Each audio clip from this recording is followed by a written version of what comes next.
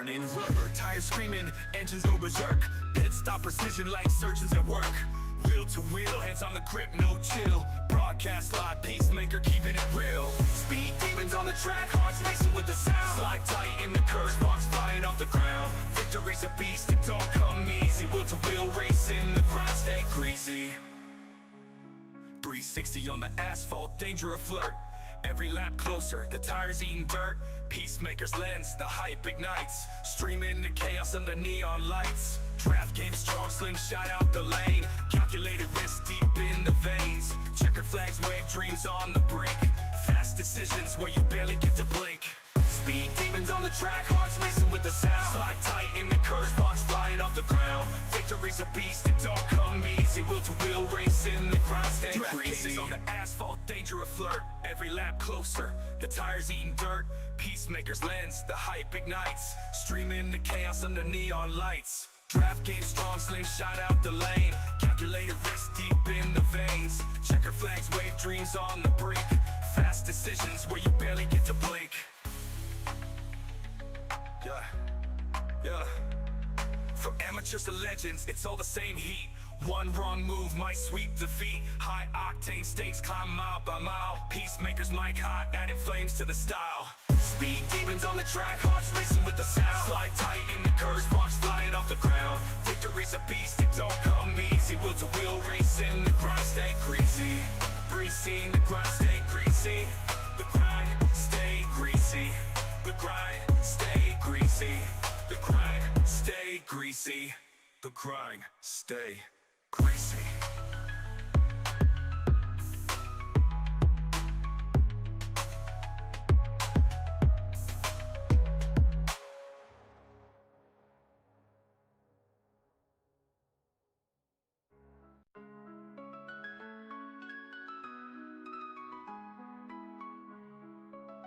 Yeah. Burning rubber, tires screaming, engines go berserk. Pit stop precision like surgeons at work. Wheel to wheel, hands on the grip, no chill. Broadcast live, pacemaker keeping it real. Speed demons on the track, hearts racing with the sound. Slide tight in the curves, sparks flying off the ground. Victory's a beast, it don't come easy. Wheel to wheel racing, the grind stay greasy. 360 on the asphalt, danger a flirt. Every lap closer, the tires eating dirt. Peacemaker's lens, the hype ignites. Streaming the chaos under neon lights. Draft game strong, slingshot out the lane. Calculated risk deep in the veins. Checkered flags wave dreams on the brink. Fast decisions where you barely get to blink. Speed demons on the track, hearts racing with the sound. Slide tight in the curves, sparks flying off the ground. Victory's a beast, it don't come easy. Wheel to wheel racing, the grind stay greasy. On the asphalt, danger a flirt. Every lap closer, the tires eating dirt. Peacemaker's lens, the hype ignites. Streaming the chaos under neon lights. Draft game strong, slingshot out the lane. Calculated risk deep in the veins. Checker flags wave dreams on the brink. Fast decisions where you barely get to blink. Yeah. From amateurs to legends, it's all the same heat. One wrong move might sweep defeat. High octane stakes climb mile by mile. Peacemakers mic hot, adding flames to the style. Speed demons on the track, hearts racing with the sound. Slide tight in the curves, sparks flying off the ground. Victory's a beast, it don't come easy. Wheel to wheel racing, the grind stay greasy. Greasy, the grind stay greasy. The grind stay greasy. The grind stay greasy. The grind stay greasy. The grind stay greasy.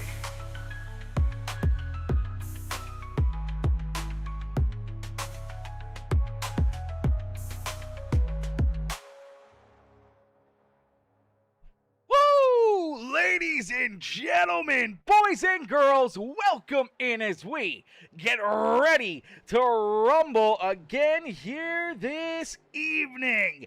As the Wheel to Wheel Racing League gets ready to rumble, gets ready to go to battle here this evening, as each and every one of these drivers looking and hoping to try to put themselves into the winning position here this evening. Huge shout out to our Wheel to Wheel Racing League drivers. Huge shout out to all the fans of the stands tuning in to watch and enjoy the great racing action here this evening. Shout out to Fish Speed Brakes and to our other amazing sponsors, KK Woodscapes, Original Trophies, and AG Designs, as we get ready to rumble here this evening from New Hampshire Motor Speedway for 210 laps of non-stop back and forth bumper to bumper racing action here this evening. As Bill Fisher in the chat says, have a great race, Jordan, cheered on his son, Jordan Fisher. Fish Mom in the chat says, good luck, Jordan. Anna says, focus, Landon. Mrs. Rugglebruggy says, have a great race, guys. And number 5, my grandson. She's showing all the love for her grandson, Mr. Xavier, here this afternoon. Xavier Rugglebruggy, as Anna says, you can do this. Have a fun night, guys. It's going to be a lot of fun. It's going to be an interesting night. This can be a fairly difficult racetrack, and if the settings are a little bit catawampus, things can get a little bit wild, things can get a little bit crazy for all of these drivers. As Anna says, hello, Peacemaker. Hello, Anna. How are you, my girl? Hopefully you're having yourself a wonderful Sunday night, and hopefully you guys are ready to watch some great racing, some great battling here this evening. If my voice does crack here and there, or you hear me take a break every once in a while, bear with us. We did do a 500-mile, 200-lap Daytona 500 race earlier today in our earlier league for their season finale full-length Daytona race. It was a long one. It was a long one, to say the least. We already got 3.5+ hours here on stream this afternoon calling that race. That was definitely a long one there. But not as long as our Coca-Cola 600, that's for dang certain. Definitely unbroken there with the Wheel-to-Wheel Racing League doing that full Coke 600. That was definitely a workout on the old vocal cords. But back-to-back long races definitely could play havoc here on me this afternoon. As we get ready to rumble, though, we get ready to duke it out here this evening. It's starting on the pole in the Ableton number 11 ride. It's Jaden Browder with the quick time here in qualifying, and he will start in that pole position, starting in that second spot in the Princess Towing. In number 2, it's Landon Burbage, who will start there in that second spot on the Speedway. Grant Applegate will start there in third, as Fish Mom says, no yawning, no yawning. Fish Mom, I'll try my best. I'll try my best. If you guys keep talking in the chat, even just talking about the race or your days or anything else where I can read it and kind of focus off on that every once in a while and talk to you guys, I'm sure the yawning will be it won't be a problem here in this one. The earlier one, man, single file, 15, 16 cars out there at Daytona. Woo! Doggy! She was a bit of a rough one, but it was a lot of fun and a crazy finish there to their championship in the ORL. That was a lot of fun, man. It was a great race and great way to finish off another incredible season there with the ORL. But here tonight, we're ready to rumble as you do see Applegate starting in that third position. To his outside will be the Fish Speed number 45 of Colby Wells.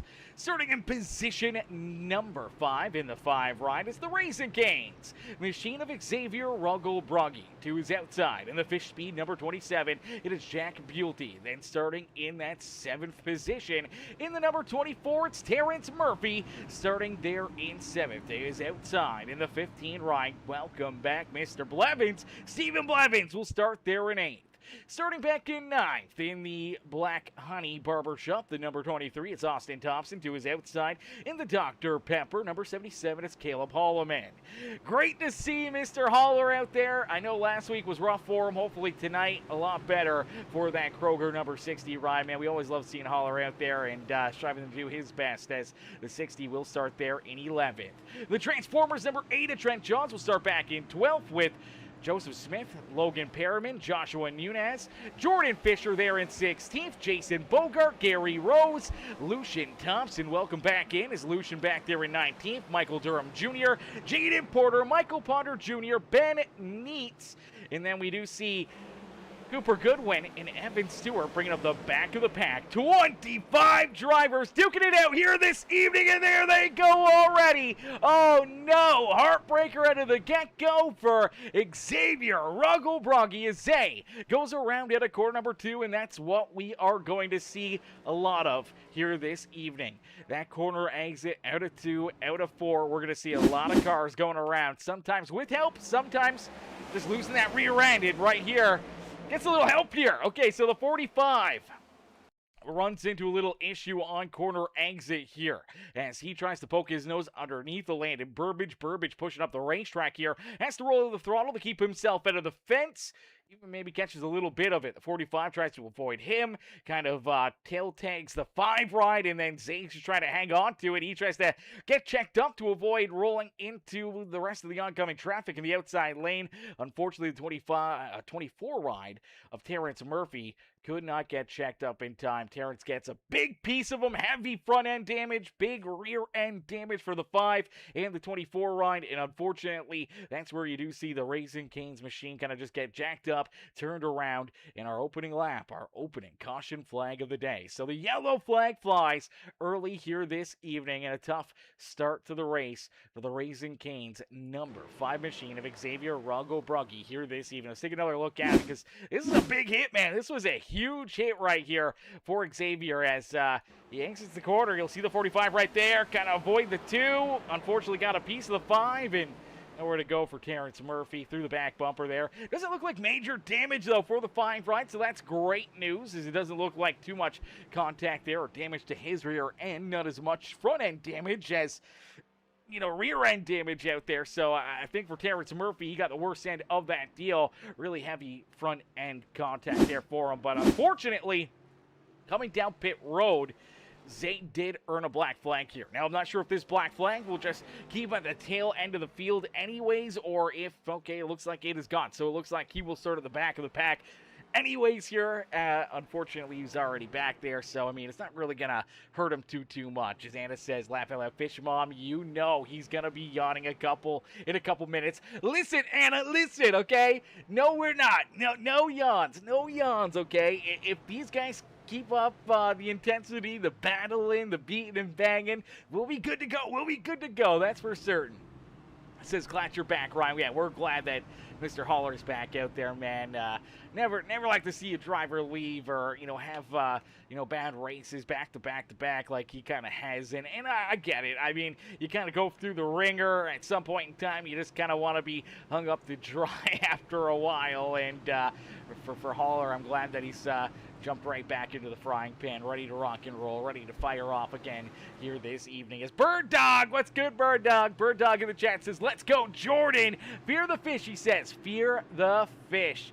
Let's get it, chat. As Rokill says, Ryan Haller, unretired again. Nice. Yeah, unretired again. Hey, we love it. As here we go, back to green flag racing at New Hampshire Motor Speedway. The 11 of Browder, great restart. Applegate tried to cross him over right there, down through 1 and 2. We'll take a look through the field. Looks like everybody this time down and out of 2, able to keep their cars pointing in the right direction and able to keep on rolling out there on the speedway. As Browder into 3 and 4 washes up the racetrack. Here comes Applegate, takes the top spot away from him, but the caution flag will come back out. And this is kind of what we expected.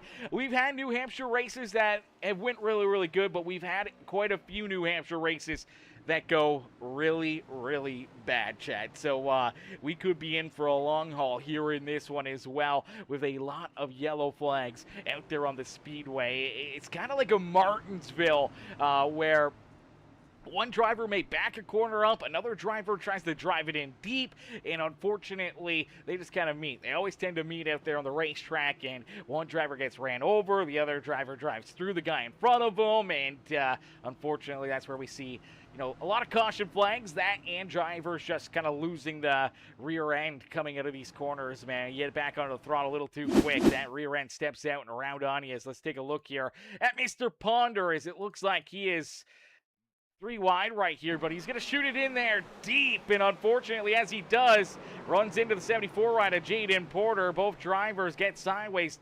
13 goes around. 77 rider Caleb Holloman has to get checked up, does get a little bit of contact there onto that Mountain Dew pitch black number 13 ride. So, bit of a tough break there. Obviously, this is kind of what we expect to see here this afternoon, and that's exactly what we're talking about. So, for the 74 of Jaden Porter, he's trying to back this corner up a little bit. He's trying to take in a slower corner entry to try to get a better run out of the corner, being able to turn a little bit easier into this corner and through the middle of the corner here. And as he backs the corner up, a couple of the drivers back behind them send it in deeper, which will give him a faster entry, but a slower exit. Unfortunately, just one driver slowing down, one driver sending it in there a little deeper.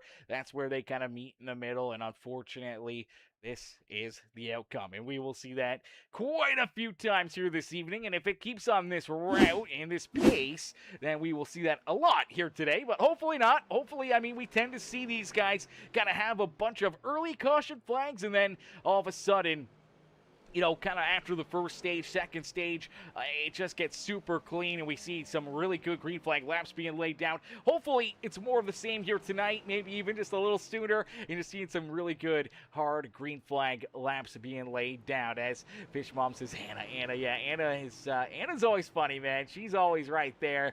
She's always jousting us, man. She's sticking the fork in us every time she's in here. No, I'm just kidding. I'm kidding. Love Anna in here and having some fun here in the chat. It's your boy, what's good, CJ? CJ in the chat says, okay, I'm here, sorry I'm late. Hey, brother. Hey, as long as you're here, that's all that matters. It doesn't matter if you're late or not. We're just happy to see you in here and enjoying some great racing action again this evening. As here we go, back to battle. Green flag back into the air. Applegate, the control car on the restart, got an incredible jump right there. Exactly what he needed as Browder kind of washed up the track again right there. Here comes Wells looking down to his inside as they exit corner number 2. There goes the 27. Oh, no, it looks like he's going to get tagged as well. I think that was Jaden Porter who got a piece of Jack Bulty, and this is exactly what we were talking about, chat. I mean, did we call it, or did we call it that this is going to be kind of something we were going to see all night long? And right here, this gets tight, pushes up out of the racetrack, and as he makes a little bit of contact with the number 23 of Austin Thompson, just going to lose the front end here, and the car is going to loop around. And right here, you'll see the contact. So he gets tight right here, pushes up into the door panel of the 23, loses the front end. It starts to go around. He's trying to save it, trying to keep himself from hitting the infield fence, which is the right thing to do to keep yourself in the race. Could have definitely ended up in that wall and ended his day early, but he goes around, and then unfortunately, as it loops back up the racetrack here, I think you're going to see Jaden Porter come into the picture right about now. There he is, and gets a big piece of him, man. That was a big hit right there. Heavy left front damage there for the 27. Heavy right front damage for the 74 ride. Let's see if we can get a look here at Porter's perspective as he's coming out at corner number 2. He's trying to stroll through here. He's hoping that he can make it through, and obviously seeing a car kind of going around, you know, he doesn't really have a whole lot of time to react. There's the car starting to go around. Oh, is he going high? Is he going low? And unfortunately, got a piece of him right there. Just could not avoid him. And unfortunately, that's some pretty good damage for the 74, except for I think iRacing may have blessed him here. It doesn't really, it's not really showing any major damage here for the 74 ride. Maybe it's just under the hood. Maybe cosmetic is good. He didn't come down pit road, so it's got to be fine. So I think he may have been blessed from iRacing right there. Every once in a while, iRacing will not really malfunction or glitch, but sometimes the net code really won't affect one car, but it'll affect the other car. We see it all the time when guys will get into the fence. Sometimes some drivers will get destroyed by the fence. Other drivers can kind of bounce off the fence and kind of have no damage. And I think Porter got really lucky right there with that one. Unfortunately, The same cannot be said for the 27 ride. As you see him still down pit side, that heavy left front damage has Jack Bulty down here for what could be an eternity here at New Hampshire Motor Speedway. And unfortunately, he's already lost at least a lap. And as we're stacked up, racked up, ready to go back to green flag racing here, if Jack doesn't get rolling out there, he could go a lot of laps down in a quick hurry here this evening, as we'll try it all over again. But ladies and gentlemen, boys and girls, if you guys are just tuning in and you haven't already, make sure you guys do us a favor right now. Hit the thumbs up button for us on the broadcast. Hit that subscribe button. Become part of the Peacemaker family here today as we get ready to go back to green flag racing. And there we go as the fish speed breaks. Number 57 of Grant Applegate, another great restart, gets the run that he was looking for as they spread out 2, 3, 4 wide down through corner 1 and 2. Everyone's trying to make it through there. Looks like everyone's able to keep the tires underneath of them and keep on rolling out there on the speedway. As man, great run here for the 57 right at Applegate early on is my boy Brandon Holder. What's good, Holder? Says great broadcast, Aaron. Peacemaker 47. We appreciate that, brother. We appreciate you, Mr. Holder. How you doing this afternoon? Ladies and gentlemen, boys and girls, give it up for Mr. Holder in the chat right now. Last night's champion in the Premium Stock Car Racing League, man. Let's get some congratulations in the chat for Mr. Holder here this evening. Let's get a hashtag 31 in the chat for Mr. Holder. That's the number he races on our Saturday Night League. So let's get some hashtag 31s as congratulations to Mr. Holder on winning that championship last night, as Grant Applegate out in front of 57 ride, trying to hold off Jaden Browder, our pole sitter, in this 45 of Colby Wells. Wells trying to work to his outside. Browder trying to work to his inside. They are door to door down the back straightaway and into corner number 3. You see Wells sends it in a little deeper up on the high side. The 11 tries to roll nice and easy down along the bottom. Now that could definitely help him out in the long run, trying to save a little tire here this evening at New Hampshire Motor Speedway. As Colby Wells last time around, man, laid down a blazing fast lap time and the quickest lap of this race. So Wells has really turned it up here, found that groove in the outside lane and trying to take away this race lead from Grant Applegate. I'm not sure if Applegate's going to be able to hold off this 45 ride, but he's definitely going to try here this evening as Browder there in third. Then we do see Landon Burbage and Jordan Fisher up and into the top 5 here. So Fisher slicing and dicing his way through the field, and he finds himself now inside our top 5, already up 11 positions from where he started. Already up 11 spots here for Jordan Fisher, so he's been taking advantage of these restarts and navigating himself here into the front of the field and making some big moves here this afternoon. Austin Thompson there in 6. Trent Johns of the Transformers, number 8 ride, rolls there in 7th with Jason Bogart back there in the 8th position. Joseph Smith there in 9th, and Logan Perriman now rounding out our top 10 as we see Lucian Thompson, as Lucian unfortunately missed a few weeks, but he's back here tonight, and for Lucian, he finds himself sitting in that 11th spot, already up 8 positions here this evening, so he is definitely on the hunt to the front here this evening. Same with this number 00 of Mr. Michael Durham Jr. as he's up 9 spots early on as well, trying to work his way towards the front. Terrence Murphy and Xavier Rogobronki, we saw them start towards the front of the field here. Both drivers got tied up in that opening lap issue, that opening lap caution flag. They both went to the rear of the field, had to get some damage fixed, and now here they are trying to work their way back up through the traffic. Cooper Goodwin trying to follow them on through as Caleb Holloman, Ryan Haller door to door there for the 16th and 17th position. The Shell Pennzoil, number 22, a Gary Rose back in 18th, and there we do see that beautiful 37, the Outlier Speedco ride of Evan Stewart there in that 19th position.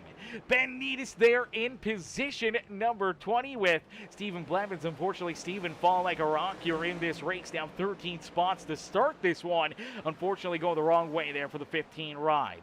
Michael Ponder Jr. rolls there in 22nd with Joshua Nunez and Jaden Porter, our top 24 out there on the speedway. Unfortunately for Jack Bulty, still down pit side. Still trying to get this thing repaired, still trying to get back out onto the racetrack. Unfortunately, does find himself now about 9 laps down, about to go 10 laps down here as our new race leader, Colby Wells. I mean, still trying to steal it from Applegate, but he's been able to edge him just out in front of the 57. And as the caution flag flies, it is Colby Wells who will be scored as our race leader. So Wells out in front, able to steal the top spot away from Applegate. Browder's back there in third with Burbage and Fisher rounding out our top 5. This is another opportunity for Fisher to try to gain some spots in his hunt to the front here this evening, as we'll take a look back and see what happens as the fish speed breaks. Number 66 of Ben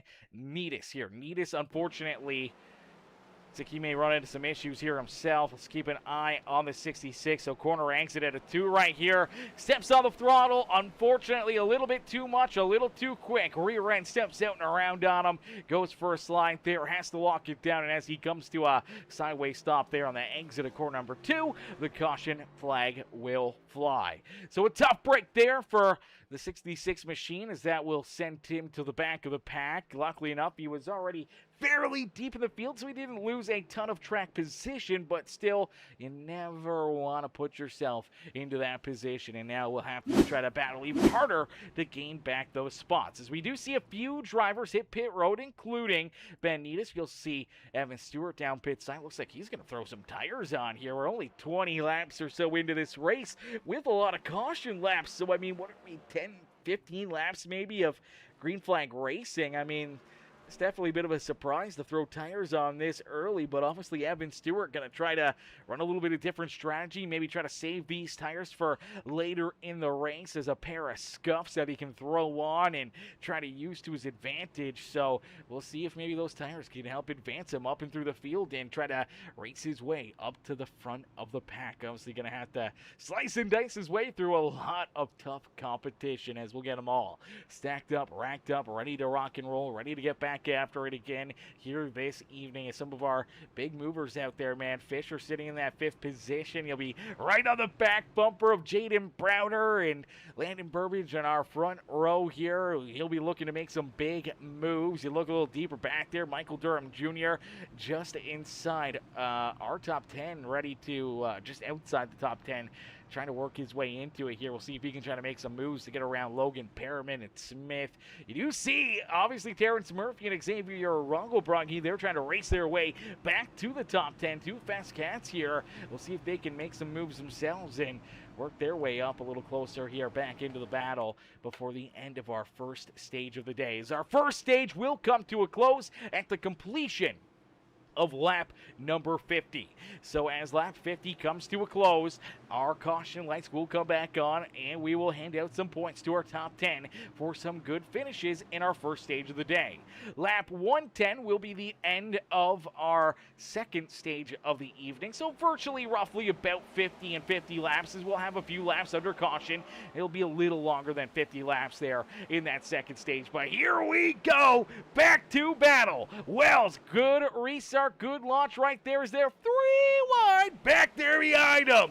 Unfortunately for Burbage, he gets split right there as he tried to poke his nose down through the middle. Browder and Applegate both able to clear him. And now here we go. Here comes Fisher. Here comes Austin Thompson trying to battle to the outside as he's still door to door here with the fish speed brakes and number 39 ride. Fisher and Thompson door to door out there on the racetrack. You see Bogart trying to poke his nose into that battle, and here comes Trent Johns, Joseph Smith, that 0-0 Michael Durham Jr. now inside our top 10, looking to continue to keep on marching his way towards the front of the field. As Brandon Holder says, the 23 car looks good. Yeah, Austin is really, I mean, all these guys, man, super talented drivers, really stout competition here. Many of these guys above 5K I rating, man. These guys are some of the best in the business, and they definitely put on a heck of a show week in, week out. There's always some craziness, some of the, Drivers a little deeper in the field struggle with some of the conditions, that's for certain. Definitely tough track conditions, long races, definitely make for for some highs and lows for a lot of these drivers. As one of our fast cats already running into issues, but back out on the racetrack, it is Jack Buelty. Buelty is back out here, is rolling again. Unfortunately, after that contact, the spin at a corner number 2 there early in the race, he finds himself about 11 laps down. Now, the good news is that if we see the trend of a lot more caution flanks, he is in line for a lot of these lucky dogs, is the only driver a lap down out there on the racetrack. Is here we go. Oh, Jaden Browder takes the lead, but contact between a pair of Fish speed rides as Applegate and Fisher make some contact. As Fisher navigating his way now around Applegate, around Wells as he pushed up the racetrack through corner number 2, and all of a sudden Jordan Fisher into position number 2, and he's not done yet, man. He's looking to go after Browder here. He wants this race lead. He rolls the middle of corner 3 and 4. A little bit of a slide there on corner exit. Unfortunately, couldn't quite stay to the outside of the 11 ride. Now here comes Applegate, shooting it deep down low on the inside of corner 1 and 2. As they'll be door to door through the center, and on the corner exit though, Fisher with a great run, able to keep his foot in the throttle, no tire spin, and he keeps on rolling right there on the back bumper of Browder. Now, we've seen Browder make a couple mistakes out there already. Being our pole sitter, man, he made a couple tough mistakes, just kind of pushing it a little too hard, maybe just trying to send it into these corners a little bit too deep, and really pushing up in the center of these corners, and, you know, opening up the door, obviously, early on for Applegate to get around him, Wells to get around him, and now he's got to try to figure out a way to not do that. He's got to figure out a way to keep this car just going in the right direction, not overshoot these corners, and keep himself right here in the battle for the top spot as long as he can, as he's going to have his hands full trying to keep this 39 of Jordan Fisher back there at bay. Applegate falls to third. Wells back into that 4th position after leading some laps here this evening. Landon Burbage looking strong, still up inside our top 5 as he rolls there in that 5th position. Austin Thompson there in 6th with Jason Bogart, Joseph Smith, the 8 rider Trent Johns, and then we do see Xavier Uncle Brungy working his way back inside the top 10. Zay now sits in that 10th position and trying to keep on working his way back up towards the front gear. Zay started in that 5th position, ran into that lap 1 issue, and unfortunately has had to play catch up this entire time, but he's able to clear the 8 there of Trent John, slide him up into 9. So Zay battling hard back up through the field here, looking really good for the young gun out there on the speedway. But Jaden Browder out in front doing a fantastic job keeping Fisher back there at bay. But how long can he hold him off? And can he hold him off for potentially the next 17 laps to try and work his way into our first stage win of the evening? That is the big question. Can he work his way up here? Can he win stage number 1 and earn some really big bonus points here this evening, as you do see the 17 run back there of Jason Bogart get a little squirrely on exit corner number 2. Unfortunately, got a little piece of the outside fence. Open up the door here for the 5 ride of Xavier Rugglebruggy to try to steal position number 8 away from him. They'll be door to door back down across the line. So Zay and Jason duking it out here for that 8th spot here on the speedway. Zay's trying to steal it away. Bogart's trying to hold on to it. Unfortunately, looks like Zay will be able to make that move, make the pass clear. So that's 17 and up into the 8th position now for the beautiful Valvoline Raising Cane's number 5 ride. As we do see Browder still out front, he's been able to kind of open up a little bit of a gap. Not a lot, but a little bit of comfort here between himself and Fisher. As Fisher's actually now slid back to that 3rd position. Applegate coming back strong here, as we saw Fisher there a few times out of corner number 4 get really, really loose. And Applegate, man, looks like he's absolutely hooked up here this evening. This car seems like it's got a lot of speed into it. It fires off well, but at the same point in time, Seems like he can get some really decent late run speed, so we'll see if he can make it work and make a pass here to steal the top spot away from the 11 ride. As he goes up the racetrack, looking to cut down the speedway, looking for a big run down and out of corner number 2, hoping to carry that extra little bit of speed and momentum, but unfortunately just did not quite hit it there, and that allows Browder to open up a couple car lengths back down into corner number 3 and 4 out there on the speedway. As Huey, what's good, Huey? Huey in the chat coming in says, come on, Browder, cheering on Browder here this evening. Oh, brother, good to see you in the chat. Good to have you back here, man. Hopefully one of these nights we'll get Keegan back here into the race car, man, into the sim. Where the heck you been, Huey? Where the heck you been, brother? We need you back out there battling and duking it out with these guys, brother. Not up in the grandstands and cheering them on from the outside looking in, as we did see a little contact. And oh, there it is. You do see Trent Johns getting sideways. Let's throw it in reverse. Luckily enough, it's down on the apron. No caution flag. It stays clean and green. He gets rolling here again as he rolls up onto the apron, back onto the racing surface. Unfortunately for Trent Johns, goes from trying to battle inside our top 10 to now falling back into the 24th position. Let's take a look at it, as I believe contact here between him and Terrence Murphy. Murphy's trying to roll his outside right here. Trent down low, looks like, oh yeah, gets a little tight, pushes up into the 24, then he's just trying to hang on to it down the back straightaway. Finally, it snaps around on him. Luckily enough, it does not come back up and into oncoming traffic to where anyone else kind of got collected into it, and he's able to just keep on rolling here on the speedway. Just unfortunately a huge loss of track position there for Trent Johns. Out front, though, Jaden Browder continue to hold them off, as Roadkill says Huey's contracts is about to be ripped up from his own team. Yeah, he's about to be fired from his own team, that is for certain. I feel it. I can feel it. Those boys are probably ready to remove him. You know, they're going to fire the CEO and replace him here. If he's not back in time, he's going to have to try to make something happen, as he says, I actually took my rig down today. You took the rig down, like, you took it apart, or you took it down from, like, the attic? What do you mean you took your rig down, brother? There's no way you got rid of it. There's no way you tore it down, my boy. You got to build it up. You got to build it up and get back into the racing action. As Browder out in front, man, looking strong here at the front of the field. Jordan Fisher rolling back there in that third position. Applegate, though, trying to chase him down, as Roadkill says, bro, what the hell? What the hell? What the heck? I feel you right there, Roadkill. What the heck? What do you mean you tore it down? You took it down. There's no way. There's no shot, brother. That's absolutely diabolical. As Landon Burbage has worked his way now into that fourth position. Austin Thompson there in fifth. He's got Xavier Rongobruggy, though, chasing him down, as Kobe Wells has fallen back into that sixth position here on the speedway. Now has the 31 of Joseph Smith all over him here this evening, as he says, my subscription expires next week. I'm not renewing this time. I just don't have the time anymore, sadly. No, Keegan, brother. That's a heartbreaker, my boy. That is a heartbreaker.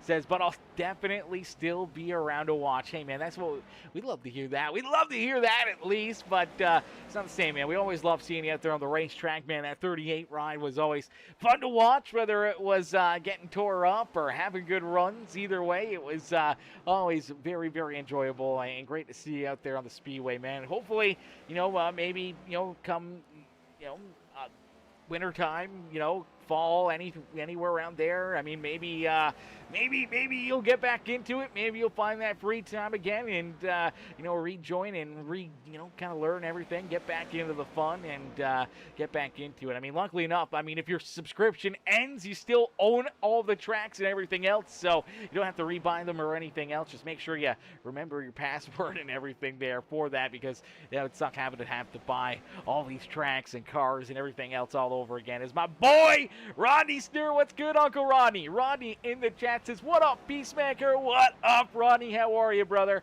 How you doing this evening? Says, good evening, race fans. Good evening, race fans.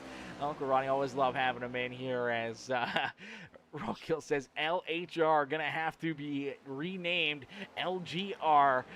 Doesn't have the same ring to it. Yeah, definitely does not have the same ring to it. That is for certain. As Browder out in front here, only 4 laps left to go in this stage, and he's sitting pretty here. He's opened up, 0.7 of a second lead between himself and Applegate, so he's feeling absolutely A-okay. Jordan Fisher there in third. He's feeling a little bit of pressure from the 2 rider Landon Burbage, as Burbage trying to steal that 3rd spot away from him.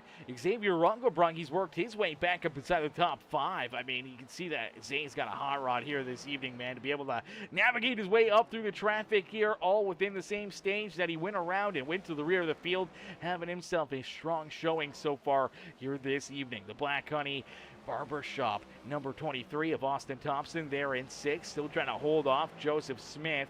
Wells unfortunately has fallen back now into the 8th position as Terrence Murphy and Jason Bogart round out our top 10. Lucian Thompson, Evan Stewart, Logan Perriman, Cooper Goodwin, then we do see Stephen Blevins, Gary Rose, Caleb Holloman, Ben Needis, Ryan Haller, and Trent Johns rounding out our top 20 here on the Speedway.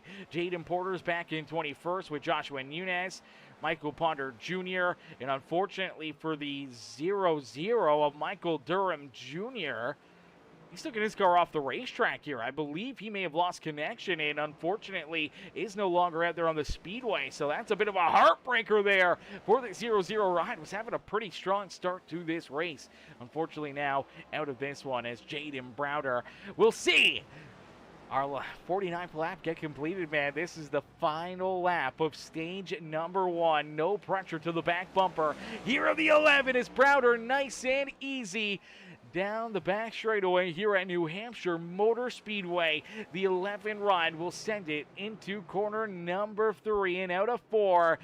Back down to the green and white checkered flag. Jaden Browder will pick up our first stage win of the day. What a run, what a drive there for Jaden Browder, man. Picking up the first stage win here this evening. Great run, great performance there. Good battling as well, man. He gave up that top spot early on. We saw Applegate get around. We saw Wells get around him, and he's able to fight through it and work his way back to the front here. And our pole sitter picks up our first stage win of the day. We'll see how long he can stay up here as pit stops just around the corner here for each and every one of these drivers. Applegate does come home in 2nd. Fisher there in 3rd. Landon Burbage finishes in 4th with Xavier Rungelbrunge, our top 5 there in stage number 1. Joseph Smith, Colby Wells, Austin Thompson, Terrence Murphy, and Jason Bogart rounding out our top 10, all earning some stage points here this evening. As Huey says, it really doesn't have the same ring. I miss it more than you guys can imagine, laugh out loud. Yeah, I mean, I can imagine, brother. I can imagine. I mean, even for myself, I mean, we've had some good time off here the last week or so. A lot of our leagues are, kind of in a little bit of a summer break and aren't back yet. So we've had some time off. Even this week, it's going to be really scarce on when we're up here in the booth. Now with the Premium Stock Car Racing League done for a few weeks on Saturday nights, and with ORL done for a little bit there and Sunday afternoons. I mean, I think next week we only have 2 broadcasts. Thursdays are still off. This is their 2nd week for their summer break. They'll be back afterwards. But next week, man, we have Monday, Tuesday, Wednesday, and Thursday off. Friday night, we'll be back up here in the booth. Saturday, we're off, and then Sunday, we'll be up here in the booth again. And then we're off again Monday, Tuesday, Wednesday. So, I mean, your boys going to have to find something to do, chat, something to keep me busy, something to keep the content rolling for all of you guys to enjoy here. We may have to jump in, do some random races, or play some Call of Duty, or just have something to kind of jump in here and have some fun one of these nights with all you fans in the stands. Alright, he says, enjoying some time of go swimming or something. Yeah, that's for certain. I mean, I think Wednesday's Canada Day. For you guys, I don't know what July 1st is. I think you guys celebrate July 4th weekend or whatever, right? Like July 4th is usually your guys' big celebration for what, Independence Day, I think. Here in Canada, we have Canada Day. It's July 1st, and this year it's on a fucking Wednesday, and it kind of just it kind of makes everything a little bit odd. I mean, you know, what do you do? I mean, you want to party. It's Canada Day. It's a holiday. You want to get some drinks in, and then you want a day to recover. You don't really have that being a middle of the week unless you get the Thursday off as well. So what do? You work Monday, Tuesday, then take Wednesday, Thursday off, work Friday, then back to the weekend. Like, what a weird time for a holiday. Like, why would they not just push it back? Canada Day can be on the 3rd. It could have been on the Friday, but nope, they had to mess with us. But anyways, here we go, getting ready to get back after it. Jaden Browder out in front as pit stops have concluded in our first stage of the day. It's now into the history books. It's stage number 2 gets started here this evening. How will this one start out? It started out stage 1 with quite a few caution flags. Then it ended really nicely, but oh no, there we go. We see one driver around. No caution flag. Unfortunate break here for Gary Rose in that Shell Pennzoil number 22 as he goes for a little bit of a slide down and out of the corner. And there is Jack Bulty rolling around him. That will bring the yellow flag out. So the caution flag does fly. If the 22 had gotten rolling a little bit sooner, that probably would have saved us a caution, but looks like he may get a helping hand right here. 8 rider Trent John all over him, man. Trent John's all over his back bumper, and unfortunately just kind of jacks him up and takes him for a ride down and out of corner number 2. Let's see if we get another look at it. As you'll see the front bumper right here. Bam, there's one hit, another hit right there. That knocks him sideways. And from that point on, he's just hanging on here. Kisses that infield fence. It's a pretty good contact there. And then right here, as he backs it up, stops right there. And just like the slow takeoff there a little bit with this car coming around the corner still.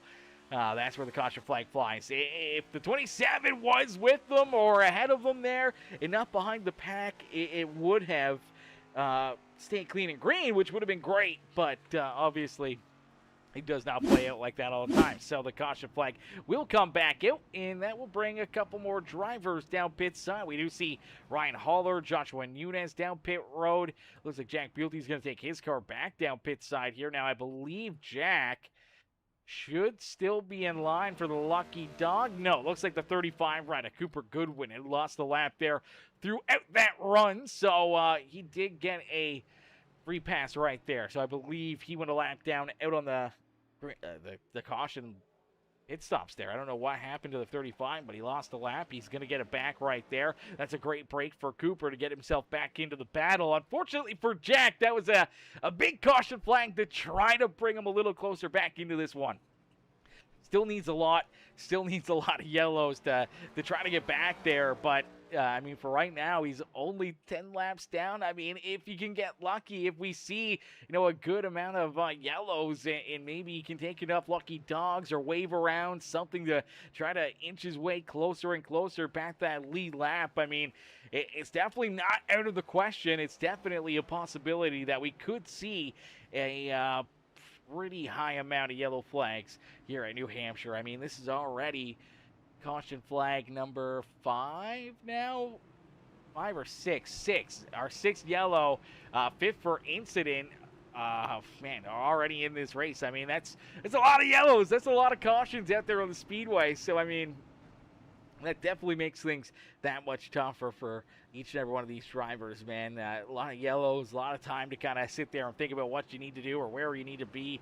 And, man, we love that 8 ride, man. The Transformers machine, Trent John's absolute fire here this evening. You can have a look at this thing, man. This thing is actually kind of really nice, Chad. I really like this.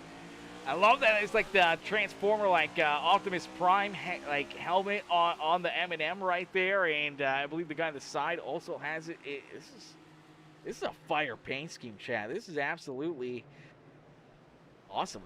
We love this thing, man. That's a beautiful car, man. That's a beautiful car out there. And the MTL machine looking to keep on trying to work his way back up towards the front after his earlier spin as Applegate is able to jump out in front. So big restart there for Applegate, able to take the race lead. Fisher's up and into second here. So maybe the Fish Speed Brakes, Ryan's taking advantage of the tires a little bit early here in stage number 2, trying to give themselves that edge, that extra advantage over the 11 of Jaden Browder. We'll have to wait and see. Maybe Browder can save a little bit here in the opening laps. Try to keep the tires underneath of them, not push too hard, and try to see if he can try to round out the second stage here with a little extra speed later on that could navigate his way back up to the front of the field. So I think for right now, he's probably fine with letting Applegate and Fisher go, and then just kind of getting settled in here in that third position. I think Zay maybe kind of in that same boat as the 5 Ryan, kind of stalled down right there in that 4th position after working his way up inside the top 5 after battling back after an opening lap spin for the 5 Ryan. He's navigated his way around Landon Burbage, who's back into that 5th position. Colby Wells there in 6th with Austin Thompson, Terrence Murphy, Jason Bogart, and Caleb Holloman.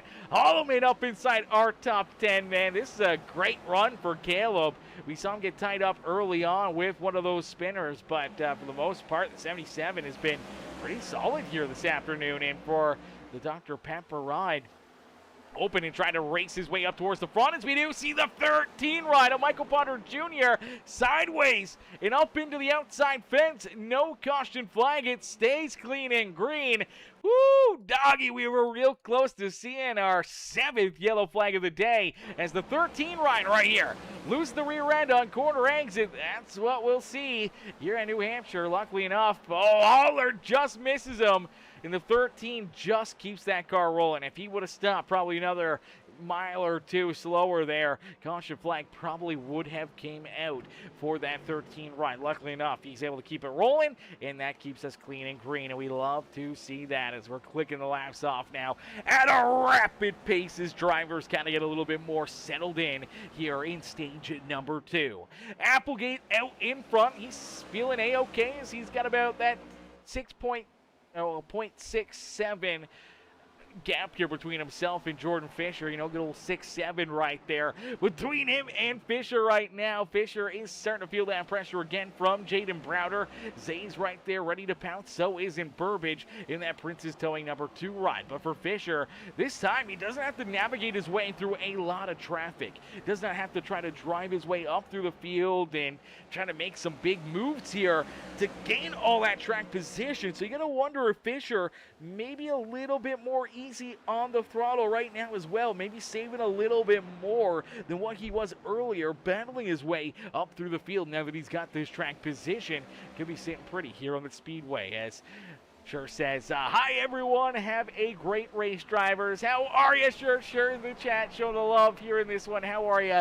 Mrs. Holler coming in, showing the love. Hopefully you're having yourself a wonderful Sunday as each and every one of these drivers, man, continuing to battle, continue to duke it out here this evening. But it's all Grant Applegate here at the front of the field. Fisher, Browder, Xavier Ruggles, Broggy, Landon, Burbage, our top 5 as the Prince's Towing number 2 ride, man. Started the season off with some tough luck, but he's really turned it up the last few weeks, man. He's had some really good runs, some solid performances, and it'd be great to see Landon back up here in the broadcast booth as Colby Wells rolls there in 6th. Terrence Murphy there in 7th with Austin Thompson, Stephen Blevins, and Jason Bogart rounding out our top 10 as Blevins and Bogart door-to-door there for the 9th position.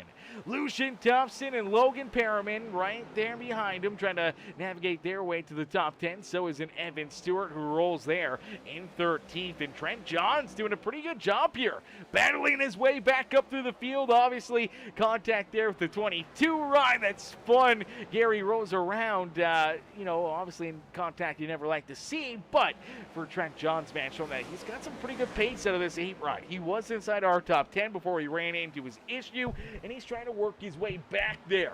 And he is slowly but surely driving his way back up towards that top 10. And as he rolls around the outside of Evan Stewart, the outlier Speedco, number 37 Ryan will fall back into the 14th position.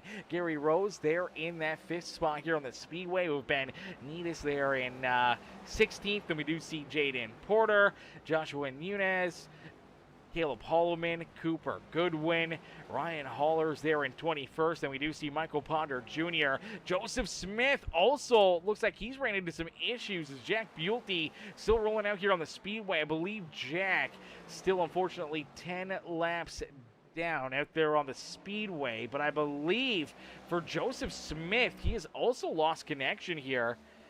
Yeah, Joseph Smith actually manually disconnected, so I'm not sure what's happened to Joseph, but he's took his car out of this race, and now we do see Michael Ponder Jr. taking his 13 ride down pit side here, making this green flag pit stop. So we've already lost Michael Durham Jr. Joseph Smith is manually disconnected, and now we do see, Michael Ponder Jr. down pit road. They're starting to drop like flies out there on the Speedway. It looks like tires and fuel going in to that number 13 machine.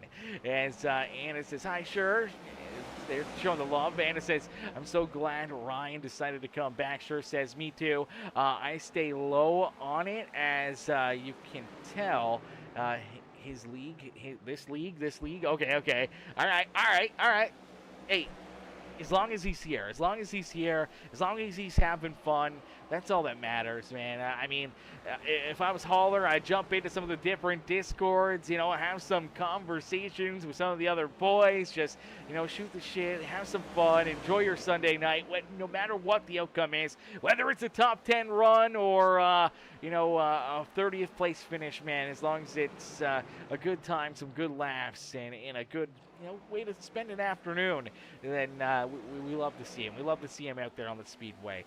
But we understand if he doesn't want to be here, brother. That's for certain. As Ronnie says, come on, Evan. Shirt on Evan. Evan back there in that 14th position, the 37 ride. In a bit of a dogfight right here. Now, we've seen Trent John get around him here. Johns was able to make the move, steal that 13th spot away from Evan Stewart. Evan's taking right there with him, but it's a dogfight right here in front of them between Logan Perriman and Jason Bogart. Bogart's falling backwards here as Perriman able to squeeze in front of him. Now here comes Trent Johns. He's looking to try to take both these positions away from these guys, and Evan's right there to take advantage of it as well. It's all about the fun, says Sasha. Absolutely, it's all about the fun.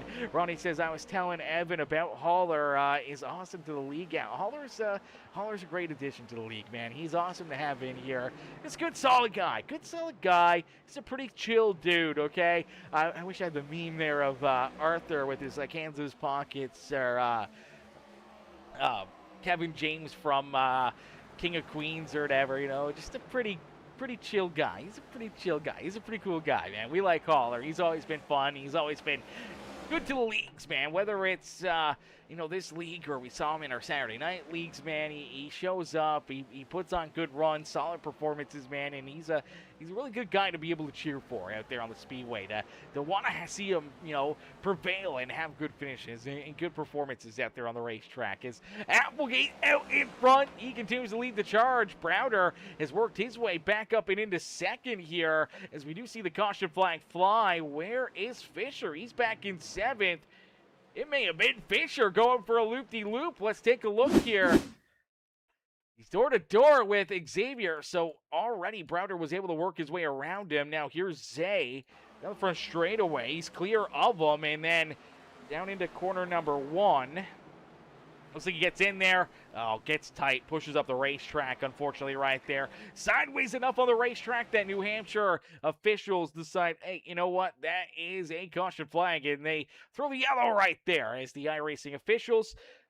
They're usually really quick to throw yellows here on the corners here at New Hampshire, which is crazy. And right here, obviously, just kind of gets in there, gets tight, pushes up into the number there of the 5 ride, and just gets him sideways there. And iRacing just obviously thinking, okay, the car sideways is going around. They throw the caution flag, and luckily enough, he's able to keep it going. He's able to hit the apron, get it pointed back in the right direction, and keeps on battling here in this one. And for the 39 machine, obviously, that will put us back under the caution flag. kind of midway through stage number 2 here this evening. And now everyone's down pit road. What's the call? What's the strat here? You put tires on. We see them getting jacked up, so at least looks like these 5 all going for tires. The bold strategy call right here, trying to set themselves up nicely. And it looks like for Kobe Wells, he's able to leapfrog these guys. So you got to wonder, did Wells go 2 tires right here? He does go 2 tires. So Wells, you see the right sides get jacked up. They put 2 tires onto him, and he rolls back out there, I believe, for Jordan Fisher. On the same strategy here, 2-tire stop. I mean, this is worth the gamble to try to see. You see the right sides, they get done, and he goes. So 2-tire stop there for Colby Wells and Jordan Fisher. And for the number 37 of Evan Stewart, Evan elects to stay out. All right.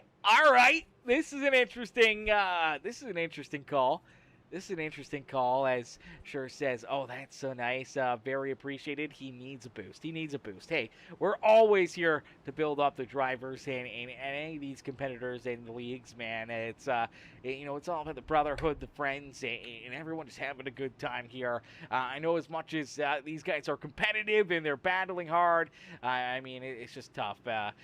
Bill says good save, and good he didn't take out the 5. Yeah, definitely great save were there, and obviously, thank God that it wasn't worse than what it was. Just a little door tank there. It happens. I mean, it's tight racing. This is a slick racetrack, and it's very, very easy to kind of knock yourself around out there on the speedway, especially with that additional little bit of contact there. So, I mean, that was a pretty common kind of caution flag that we tend to see here at New Hampshire as we get them ready to rock and roll here. Now we got to see new tires to old tires, 2 tires to 4 tires. How's it going to work out as Evan Stewart leads us back down, and it looks like he gets a little bit of tire spin, and he pulls right over. It looks pretty much the entire field go by. So obviously the game plan for the 37 ride is not to get in the way, not to get ran over, and that is so far been a mission accomplished. But look out there, slideways out at corner number 2. Oh no, this is the 2 ride of, I think that's Landon Burbage, chat. No, Burbage! Roll in the middle right here, out of corner number 2. Oh, it's Browder! Oh, our pole sitter, our stage 1 winner, Browder, is well tied up, and it looks like he loses the rear end, has to get onto the binders right here, and as he does, the car steps out and around on him right there, and nowhere to go for Burbage as he gets a big piece of him right there, man. Pretty solid right front damage to that 2 ride. Luckily enough, he's able to keep it pointing the right direction for the most part. Gets a little sideways, able to keep it rolling though, and we keep it clean and green. But man, that was a tough break, not only for Jaden Browder, but for Landon Burbage, who I think got the worst end of that deal and now finds himself back here in 13th and has damage. And all of a sudden, here comes the 11 car that went around, that brought the caution flag out, battling right back down to his inside. And here we go. We do see Joseph Smith back out there as well. Good to see Joe back in here. He had left the server. He's came back in, so I'm glad to see him back in here, back into the action. I don't know if maybe he had some connection issues or something happened to his PC or something happened there that unfortunately got disconnected here, and luckily enough back in here, back into the battle. Unfortunately, though, he does find himself multiple laps down. And for Michael Ponder Jr., we saw him come down pit road, make a green flag pit stop back on lap number 69. Unfortunately, he has not rejoined this race. He's taking that car back down behind pit wall. But here we go. Fisher out in front. Applegate down to the inside. 2 tires versus 4 tires. How will it play out as we see Fisher able to hold off Applegate as of right now? We're still quite a ways away from the end of our second stage. So you look back here at drivers like Xavier Rugglebruggy, Kobe Wells, Terrence Murphy, Austin Thompson. Maybe a little bit of saving going on right here. Trying to save a little bit of tire, trying to set yourself up for later in the run to try to make some moves, to try to jump up and steal that, race lead or a better position or 2 out there on the speedway. And for Applegate and Fisher, they're door to door, man. They are beating and banging. They are battling here for this top spot. Fisher wants it. Applegate wants it.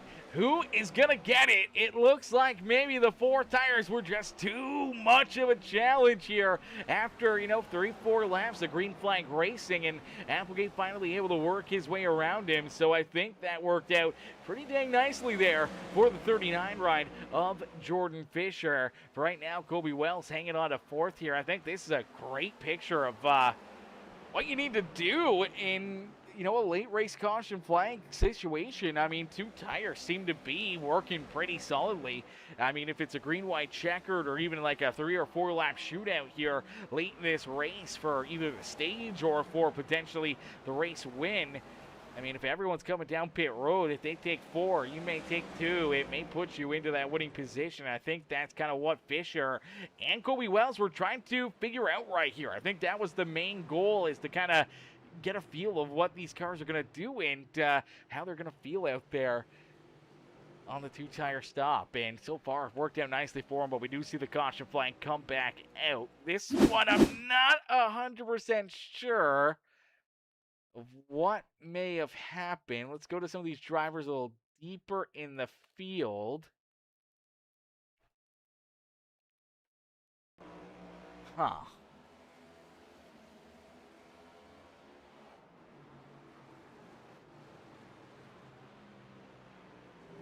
I don't see any smoke. I don't see anyone turned around. Oh. Who was that? I thought I just saw somebody potentially point up into the outside fence. There it is! Okay, so the 15 ride here of Stephen Blevins. Okay, well, thanks for the overlay. Did not give us an update, but you see the 15 here of Blevins trying to take a big run into corner number 1, and for the Skyline ride, rear end just slides out on him, slides up the racetrack, hard contact into the outside fence. Pretty big hit right there for the 15 run. Caution flag does fly. A lot of right side damage here for Blevins this afternoon, and that's going to set him back here a ton, man.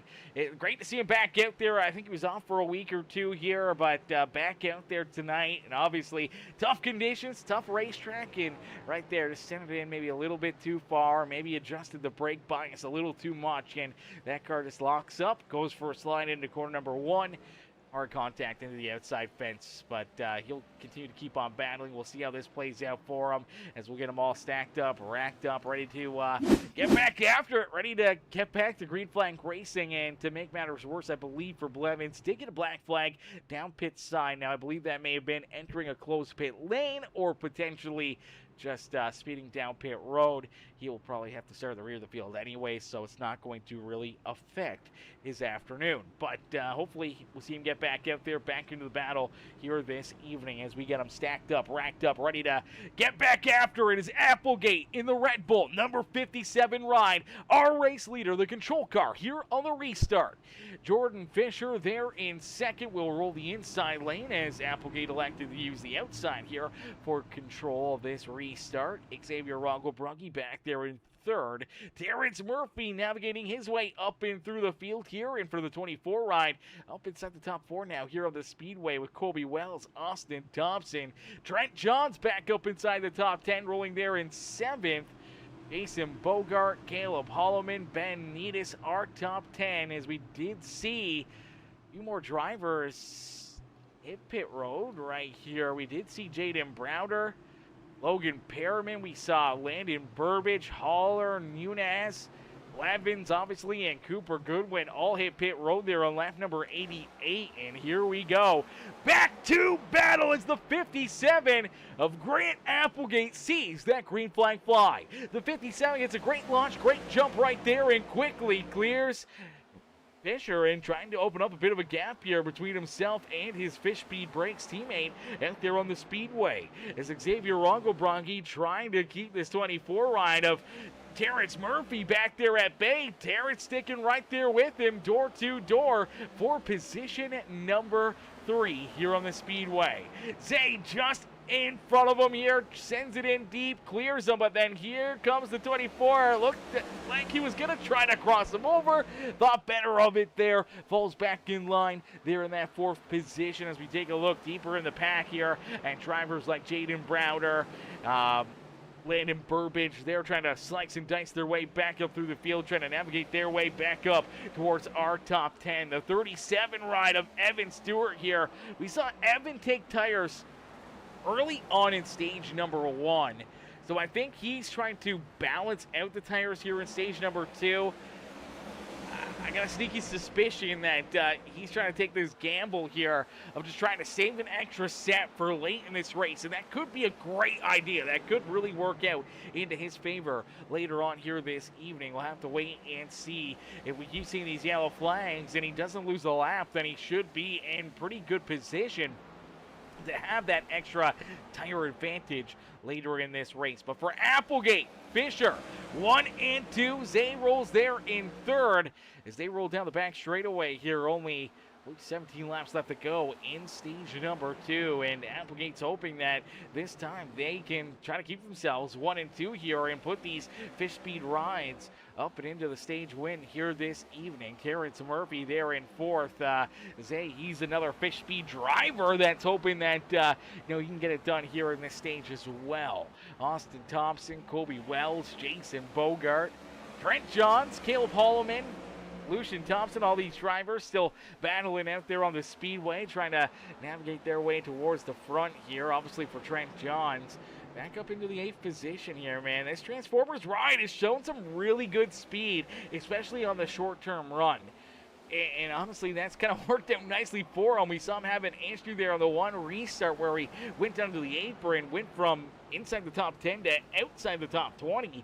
And he's battled back nicely here. So we'll see if Trent's got something late in this race. If he can make some moves and try to put himself into, maybe a winning position, a solid position late in this race. But Applegate out in front, nice and easy, down and out of corner number 4. Let's see if we can jump on board here with this 57 on the helmet cam and take a lap or two around here at New Hampshire Motor Speedway, other known as the Magic Mile. The Magic Mile here this evening. And for the 57, man, great corner exit right there. You see him switching through the gears, up and into fourth, now back down into third as you're hard onto the binders, rolling out of the throttle, sending it into the corner. Now you kind of hit the apex right there. You can kind of get back on the throttle, slowly help kind of rotate the car through the corner. Keeping it straight on corner exit is key to try to keep these tires underneath of you and keep them alive here for the longer run. The straighter you can be on corner exit, the better it is for those tires. And you can see that the 57 ride doing a pretty good job of that. Right there at a 2, he exited a little bit lower that time. Saw a little bit of tire spin out of the 57 car, but for the most part, I mean, holding a pretty wheel right now. It'll be fun to see if he can keep it that way until the end of this stage and try to win stage number 2. We look back here a little deeper. You look at some of the drivers that are in this traffic that are trying to battle their way up and through the field. This is with Jaden Browder, our pole sitter and stage 1 winner. Unfortunately, after the last restart and having those issues between him and Landon Burbage, they're both playing catch up right here. They're both trying to navigate their way back to the top 10. They currently sit 11th and 12th on the speedway and just outside the top 10. But for Browder, he's right there and he's all over the back bumper here of the 77. Caleb Holloman. There he goes. Takes a shot down to the inside. Looking to make the move is the 99 of Logan Paramis there, as well as the 8 of Trent Johns. And it's a dogfight back here right now for about the 8th position on the speedway. Browder is able to jump up into position number 10 here on the speedway, but he may not be done yet, trying to slice and dice his way back up through the field. Applegate, though, out in front, will complete lap 100 here this evening. So 100 laps down, 110 left to go. 10 laps left here in stage number 2 this afternoon, as it is a 50-lap run for stage number 1, 60-lap run for stage number 2, and 100 laps in our final stage of the day to try and put yourself up and into victory lane here at New Hampshire Motor Speedway. Applegate, Fisher, Ruggle, Bruggy, 1, 2, and 3 as the laps continue to get clicked down here in a quick hurry. This green flag racing, man, we can really see the laps get clicked off here in a quick bit. The yellow flags are what really slows the pace down. That really kills a lot of the great battling and a lot of the great action out there on the speedway. So if you can take it easy, keep it breezy, and not put yourself into a tough position, you could potentially work your way quite a bit forward here and into a really, really solid spot out there on the racetrack. And that's exactly what Fisher, Zay, Applegate, all these drivers are trying to do right now. Just trying to keep the tires under them, trying to put themselves into a good finish for some good solid stage points, and trying to have themselves a good starting spot when it comes to our third stage of the day. Zay trying to find something here, trying to find a run around Jordan Fisher, hoping to see if he can try to steal that second spot away from him, trying to get that extra point in his back pocket as well here in stage number 2. Terrence Murphy, great recovery race for him as well. Him and Zay, unfortunately, both got tied together. Both ended up with damage there on lap number 1. They battled back up through the field. Zay with the top 5 in stage number 1. I'm pretty sure Terrence got back inside the top 10 in our first stage of the day. Now, both of them here in stage 2.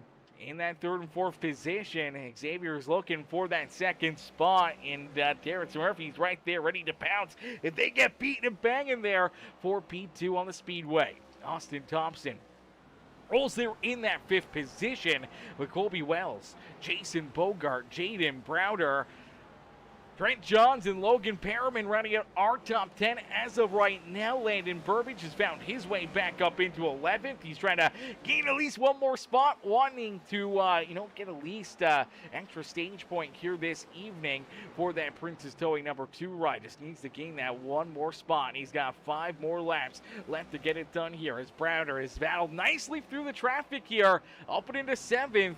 Late in this stage, can Browder maybe steal a couple more spots here? He's got field as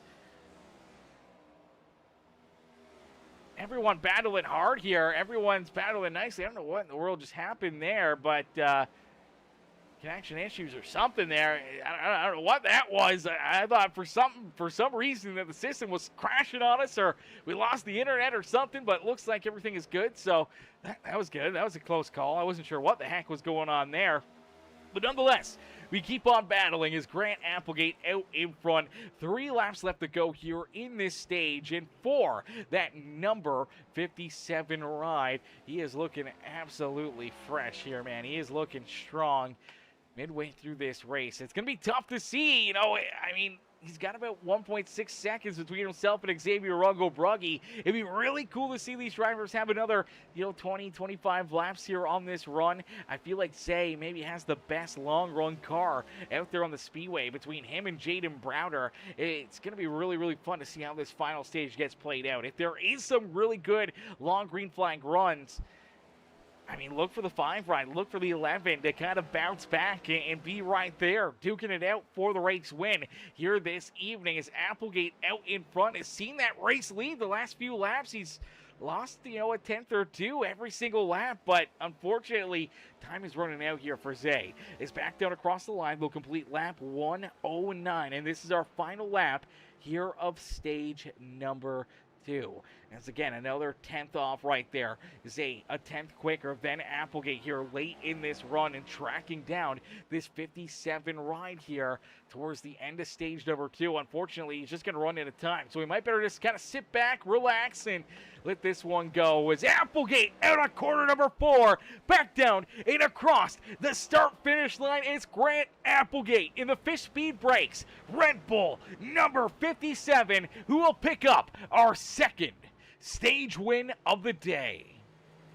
Xavier Rungo-Brugge will come home in position number 2 with Jordan Fisher there in 3rd. Terrence Murphy finishes that stage in that 4th position. Jaden Browder was able to work his way around Colby Wells and Austin Thompson to come home 5th there in stage number 2. Austin Thompson does come home back in 6th with Colby Wells, Jason Bogart, Trent Johns, and Logan Perriman rounding out our top 10, all earning stage points. Unfortunately for Landon Burbage, just could not battle back enough there just outside the top 10, just outside of any stage points there in our second stage of the day. Ben Meadis there in 12th with Jaden Porter, Caleb Holloman, Gary Rose. Evan Stewart was able to hang on to 16th there and maybe potentially save himself an extra set of tires for late in this race. Allers back there in 17th with Blevins, Cooper Goodwin, Lucian Thompson, Joshua Nunez, Jack Buelte, who scored back in 22nd here, still multiple laps down, but he's still the only driver 1 lap down. So I think for Jack, he's going to get another wave around right here. Another wave, another lap back, and I believe our race leader has just started lap number 12. And I think for Jack Buelte, he's going to be starting lap 105. So he's only about 7 laps down now. I mean, honestly, I hope we don't see 7 yellows throughout this final stage of the day, but it's not out of the question that 7 caution flags could be a possibility, and he could be in line to get all 7 lucky dogs as the only driver a lap down if they're on the speedway. I mean, it could work out perfectly for that 27 ride, which would be an incredible comeback, a crazy comeback. I think he was, 13, 14, maybe even 15 laps down. And being able to gain all those laps back and slowly but surely battle his way back into the action, man, that's going to be an incredible story to tell if he can come out of this with a pretty good run and a pretty solid finish here this evening, as Applegate does win the race off of pit row. Zay's there in second. Jordan Fisher, Jaden Browder, Terrence Murphy are top 5 here for the restart. Austin Thompson, the 45 of Kobe Wells, the 17 of Jason Bogart are top 8 with Trent Johns, and the 99 of Logan Perriman rounding out the top 10 here for the restart to start stage number 3, our final stage of the day. And Caleb Holloman, Ben Needis, Jaden Porter, Evan Stewart, and Ryan Haller are top 15 here for this restart as we get ready to get back after it here in this one. Applegate getting ready for a big restart, a big launch right here in that number 57 ride as he'll head down and through corner 3 and 4, take us into that Echo Park restart zone, and will let us loose once again here this evening. And here we go. Fires fairly early in the box, but gets the launch he was looking for. Kind of caught the 5 of Zay sleeping a little bit there on that restart, and that was a big jump for that 57 ride as we see Jason Bogart, a bunch of these other drivers still door-to-door battling, duking it out here. A little deeper back behind them is a little bit more single file here throughout our top 3, 4. As now, here we go, Browder down to the inside of Jordan Fisher, trying to jump up and into 3rd here. Looks like Browder maybe wanting to use a little bit more tire early on here on this restart, trying to keep himself in the battle as they're 3 wide back behind him. Bogart was on the outside, had to bail out of it, thought better of it, knew that may not work out too nicely into his favor there, being a 3rd car on the outside lane, trying to exit corner number 2. Probably would not have been very easy for that number 17 ride. So he backs out of it, loses a couple spots, but he keeps himself right in the battle as you do see some tight racing right there. Wells all over the back bumper as Terrence Murphy just able to clear him there for that 6th position, and I'm not sure these two aren't going to be done here this evening, but it is Applegate out in front, hanging on to the race lead. Zay's right there with him though, sticking in his back pocket here in position number 2. Fisher's there in 3rd with Jaden Browder, Austin Thompson, the top 5 out there on the speedway. And look a little deeper in the pack, drivers like Evan Stewart trying to navigate and slice and dice his way up and through the field here, trying to find this outlier Speedco number 37 ride away back to the front of the pack. Same with that 2 ride of Landon Burbage, deep down low through corner entry.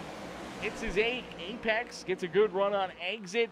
The 2 ride looking like he's picking right up where he left off, maybe getting some of that damage repaired there throughout that yellow flag and getting this thing back to 100%. We'll see if he can navigate his way right back up inside our top 5 here this evening. Right now, battling hard with Blevins for the 14th spot here on the racetrack. Blevins able to take a big run down the front straightaway, clears that 2 ride, and for the Prince's Towing, number 2 machine of Landon Burbage still stuck back in that 15th spot on the Speedway. Applegate, Zay, 1 and 2. They've started to break away here a little bit from Jordan Fisher and Jaden Browder. Now you're really going to wonder, maybe Fisher has kind of seen the tires fall off a little sooner rather than later here over those first 2 runs. In those first 2 stages, definitely did not have the best car later in the run, and I know Fisher is probably trying to fix that. I feel like right here, he's kind of letting the 57 to the 5 ride go, knowing that, hey, you know what? Tires may be a little bit more important here. You may want to keep them underneath of you, especially if we do see green flag pit stops where potentially you got to make them last for a little while longer out there on the racetrack. So I think for right now, the 39 ride is A-OK, letting Zay and Applegate, kind of run away with it for right now because he may gain it all back later in the run. You look at the 11 ride of Browder, I think he's on that same game plan. We saw that throughout the first stage, a little bit there throughout that second stage where he's a little easier on that car throughout the start of a run and comes on strong later on. So we'll see if that's the same case scenario for the 11, maybe for the 39 ride, and for many more of these drivers back there deeper in the field. And we do see Terrence Murphy trying to work his way back around the 23 ride. Got a little tire lockup right there down through the entrance to corner number 1, and now crossover to the 23 ride. Austin Thompson trying to keep him back there at bay. A little bit of a door slam there, and a little bit more contact down into corner number 3 as the 23 gets a little tight, but the 24 ride of Terrence Murphy does take that spot away from him. So Murphy finding another gear here, trying to work his way back up through the traffic after losing quite a few positions, not only down pit road, but on that restart in the 24, back up into that 6th position and looking to try to chase down this 45 of Colby Wells. As our front 4 have started to pull away, oh no, look out, Evan Stewart. Oh no, Evan gets sideways down and out of corner number 2. He goes for a slide, kisses the infield safer barrier. Down the apron though, no caution flag. Let's take a look back at it as Evan right here is on the throttle. Unfortunately, rear end goes through a little bit of a hop, gets sideways, loses the grip and goes for a slide there. Luckily enough, not hard contact there for him. He's able to keep on rolling, but does lose a good chunk of track position and falls all the way back now into that 21st spot here on the Speedway.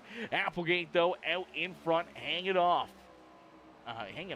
to the top spot here, trying to keep 5 ride of Xavier Ruggle-Pruggy back there at bay, and you do see Fisher and Browder right there with him as our top 4 kind of running away with it right now. They're starting to break out into kind of 2-car tandems right here as you see Applegate and Zay together, Fisher and Browder tight together. Back behind them you see Wells and now the 24 of Terrence Murphy. They're kind of in their own little battle, and now you see maybe the 23, the 17 right here of Bogarts here in 7th and 8th. Maybe they got something going. And back behind them, you see 2 more with the 99 of Logan Perriman, the 8 of Trent Johns. So everyone's kind of doubled up here. Then it starts to get a little bit more broken apart. Holloman's there in 11th. He's trying to join that battle for the top 10 here with the 8 of Trent Johns and the 99 of Logan Perriman. And a little farther back, you see Neatis there with Landon Burbage, Stephen Blevins, Lucian Thompson's right there, as well as all these drivers back here trying to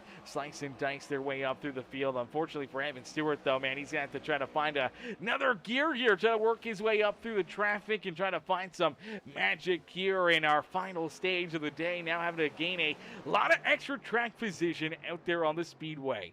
But it's Applegate, Xavier Ruggle-Pruggy, 1 and 2 out there on the Speedway is nice and easy back down across the line. They'll click off another one, and they continue to click away at this race. Man, they're closing this one out in a quick hurry as Fisher and Browder still within striking distance, but they have fallen back just a little over a second behind Grant Applegate. About 1.4 seconds between Applegate to Jordan Fisher. Browder's a little farther back there, but for right now, it seems like Applegate showing some muscle here, not only pulling away from those 2 back in 3rd and 4th, pull away from the rest of the field, setting a great pace to this race, but also starting to build a slight edge, a slight advantage here between himself and Zay out there on the speedways. The Raising Cane's number 5 ride man, I know he's loving it and wanting to try to finally poke through and get himself up and into victory lane. Could this be the race? Can this be the time that Xavier gets it done and finds victory lane here in the Wheel to Wheel Racing League? We're about to find out here in about 81 laps of racing action. So we're getting down to it. We're getting down to the nitty gritty here. The laps are clicking off in a quick hurry as the battling continues all around the speedway. It's Applegate though, nice and easy down through 3 and out of corner number 4. He'll click off lap 130. So 130 laps down, 80 laps left to go here in this one, and we're gonna jump into a quick Peacemaker Gaming. Actually, we're gonna jump into an Uncle Rodney Peacemaker Gaming crank it up here this evening. Huge shout out to Uncle Rodney, always coming in as our Wheel to Wheel Racing League Crank It Up sponsor here. So a huge shout out to the Crank It Up presented by Uncle Rodney, as ladies and gentlemen, boys and girls, crank up that volume and cheer these drivers on.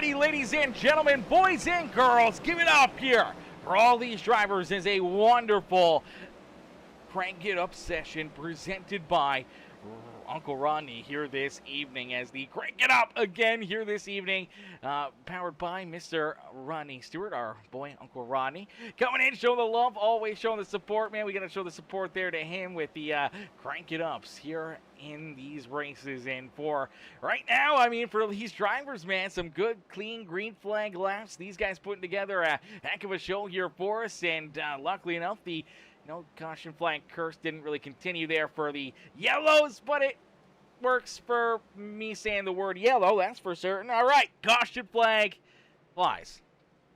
The yellow flag comes out right as the Crank It Up comes to a close, so that's not going to count as the curse. But let's take a look back here, see what happens. I believe the 22 ride here of Gary Rose can run into some issues.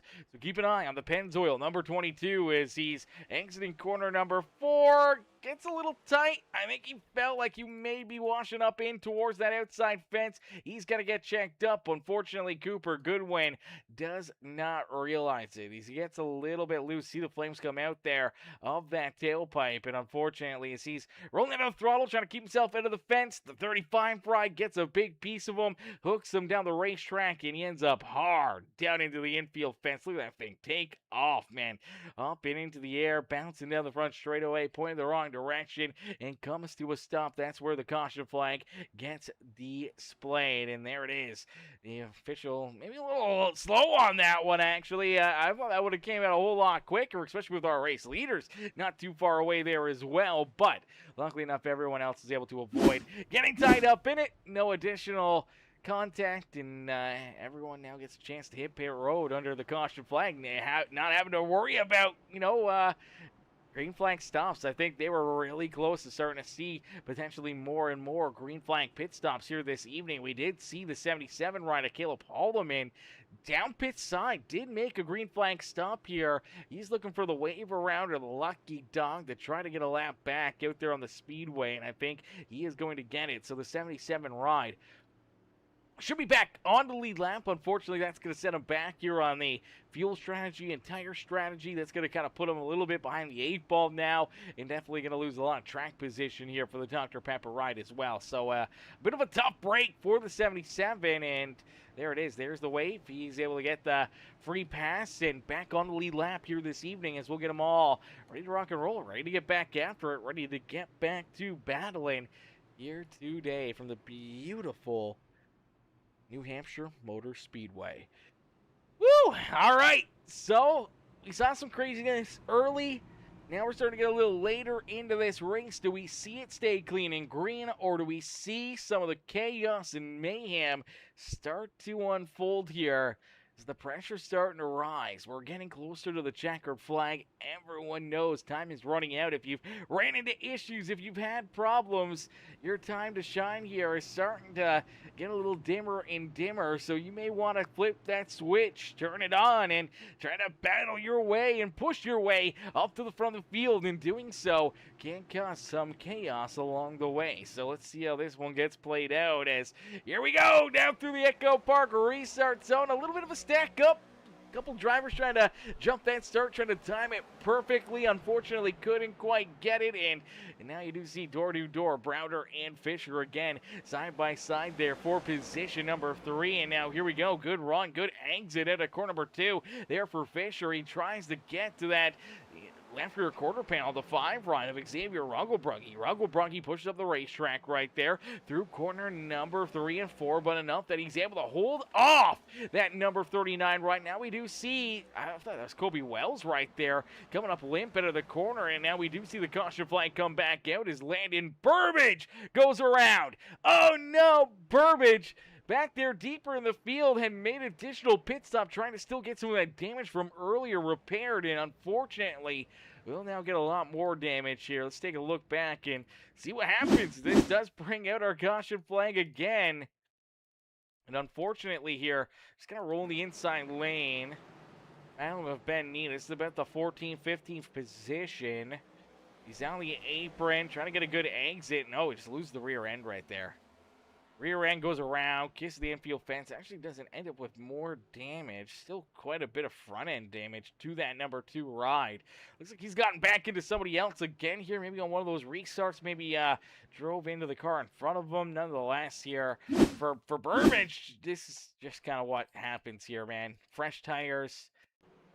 Tough racetrack and exiting the corner, and I think right there, that conversion between running the apron on exit and getting back onto the track surface just kind of unbalances this race car. You kind of see it go for a little bit of a hop on corner exit, and I think that just kind of breaks traction to the rear tires right there. You see it unbalanced, kind of waving back and forth, and eventually he just loses the grip, and the car kicks around on him, goes for a slide. Now, luckily enough, does not wash back up into any of the drivers. You look at Evan Stewart, Holloman, Hauler right there, and the 27 of Bealty all able to just get by and keep themselves out of it. So that's a great break for those cats to keep themselves in the fight, to keep themselves in the battle here this evening, as caution flag will come back out. We see Burbage, Hauler's down pit side. We saw Holloman back down there. Fisher came back down pit road as well here.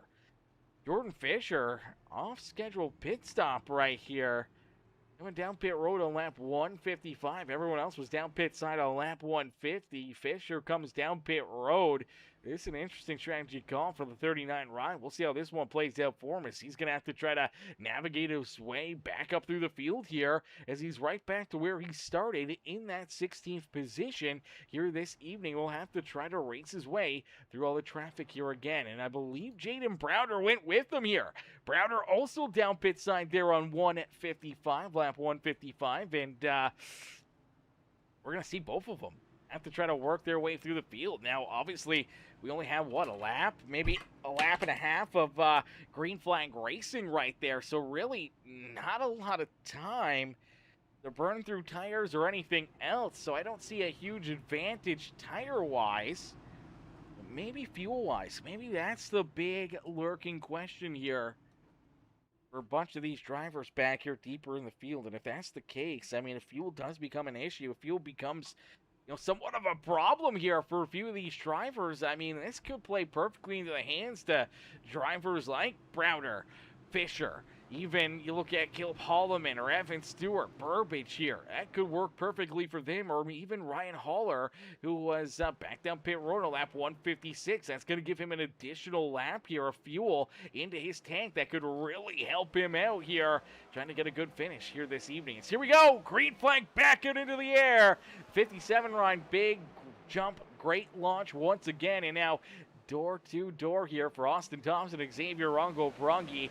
As Roadkill says, fuel should be close right now, I believe. Yeah, fuel, that's got to be the reasoning here. And obviously for Fisher and Browder and a bunch of these other drivers, I mean, it's definitely worth the gamble. And if we see multiple caution laps, the only thing that I could see not quite work out into their favor would be that if we see enough yellows, that even the drivers that pitted back on lap 150 could have enough fuel to get to the end of this race. Oh man, the 5 ride of Xavier Rongo-Brongi really tight there through the center of 1 and 2. Push up the racetrack. It allows the 24, Terrence Murphy, also to get around him. So Austin Thompson, Terrence Murphy coming alive here midway through this final stage as they jump up and they steal that second and third position away from Xavier. Zay falls back now into 4th, and there is the caution flag. Yellow flag back out. Oh man, looks like Holloman collected in it, and Hauler also collected here this evening, man. Ryan just cannot catch a break, brother. Oh man, he just cannot catch a break. You feel bad for the guy, man. That is just the worst luck so far, and right here, I mean, at this point, it doesn't look like really anything he can do. Holloman's way up the racetrack. They're already dodging cars as the 66 3 wide into the corner, sends it in there too deep, gets sideways. You look at Burbage, he gets a little piece of him. Holloman way up the racetrack. Hauler down low, and the 77 just loses the rear end. And unfortunately, as he loses the rear end, he clips the 60 of Hauler here. Hauler just really nothing he could do. My gosh, the worst luck, just the wrong place at the wrong time. If he was half a car length forward or a half a car length back, it could have been a completely different story. Unfortunately, it's just absolutely perfectly right into that right rear end, just hooks him around. He gets up into the outside fence, still spinning sideways. Everyone else trying to avoid him now as he's coming to a stop here in the middle of the speedway. Luckily enough, doesn't look like anyone else gets a piece of him, and honestly, not a lot of damage to that 60 ride. Could have been a whole lot worse, but I think for the most part, at least not game over for the 60 ride to Hauler here this evening. But now with this caution flag, I mean, this is what we talked about, man. More and more yellow laps, I mean, brings into the question mark here that drivers already at the front of the field. When you look at Applegate, Thompson, Murphy, Rugglebruggy, the amount of fuel that they're going to be able to save here during these yellow laps, it may give them enough to get to the end that they don't have to worry about making that additional stop here, and they get the track position where drivers like Jordan Fisher and Jaden Browder, who are back here deeper in the field here. Browder's in 12th, Fisher's there in 14th. They still got a lot of track position to try to gain back here, and in doing so could burn up any extra fuel that they may have over some of those guys towards the front of the pack here as well. So their strategy starting to go out the window here with more yellow flags late in this race. Could kind of ruin that perspective and ruin that game strategy here this evening. As Ronnie says, tough break, Ryan. Tough break right there, man, for Mr. Hauler. You never like to see that. You never like to see that for any of these drivers, man. Just tough spot, tough break, and just wrong place, wrong time. And unfortunately, of course, it had to happen to Hauler, man. But luckily enough, the damage was fairly minimal. He's back out there. He's rolling here. He's ready to get back after it. And we'll see if he can find that extra gear here late in this race. And maybe the fuel will still become an issue. Maybe things will still become a problem for some of our front runners. And they'll be able to keep on slicing and dicing it out there on the speedway. Now, with these caution flags, Jack Buelty did just get the last caution flag there, got another wave around. He's only 6 laps down now, so he's slowly getting back into it. I mean, 6 more caution flags, he's right there. He could get it done. Applegate out in front, though. Great restart down from the Echo Park restart zone, and for the 57 ride, now trying to hold off a pair of new drivers here on his back bumper. The 23 of Austin Thompson, the 24 of Terrence Murphy, as they are door-to-door, still for that second spot on the speedway. Terrence trying to take it away from Austin Thompson. Looks like Austin may let him go here and just kind of roll in, settle in behind him here, and let the 24 ride get after it and go after Applegate here for the race lead. We'll see if he's got something for that 57 rider. Can maybe just push the pace here a little bit, and that could be exactly what some of those drivers on the fuel strategy may need. They may need these drivers to kind of push the subject, really start to roll hard out there and burn some of their stuff up. Not only tire, but fuel a little bit more here through this final run if they want a chance to try to make this a fuel strategy race at the end of it, man. It could definitely play out that way. And for the last lap, man, fastest lap of the race, just laid down by Applegate. Applegate just ran the quickest lap,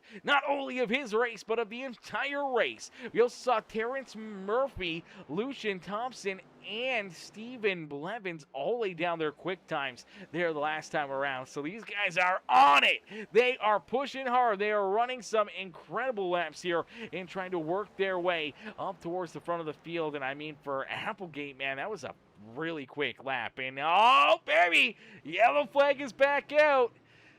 Where's Jack, man? Jack's going to get another one out there on the racetrack, man. Another lucky dog, and he's only going to be 5 laps down, as I believe you're going to see potentially Jason Bogart, Cooper Goodwin, Joshua Nunez, maybe even Evan Stewart all tied up in this one. Actually, Evan was down pit road. I don't understand why Evan was down pit side here, but it looks like he had come down, made a green flag pit stop. That is definitely not what you want to see, but some issues here between Bogart, the 35 ride of Cooper Goodwin, and Joshua Nunez. Down and through corner number 3 and 4. They're 3 wide on the exit, and it just looks like they run out of room right there, and unfortunately they get tied up in it. The 2 right of lane, and Burbage gets collected as well, gets a little contact there, gets kicked around. Luckily enough, no major hits there for the 2 ride, but this is an interesting one because the 41 just kind of gets stuck in the middle here. Joshua Nunez, 3 wide out of corner number 4, and I don't know, maybe he just gets a little loose. Take a look at it.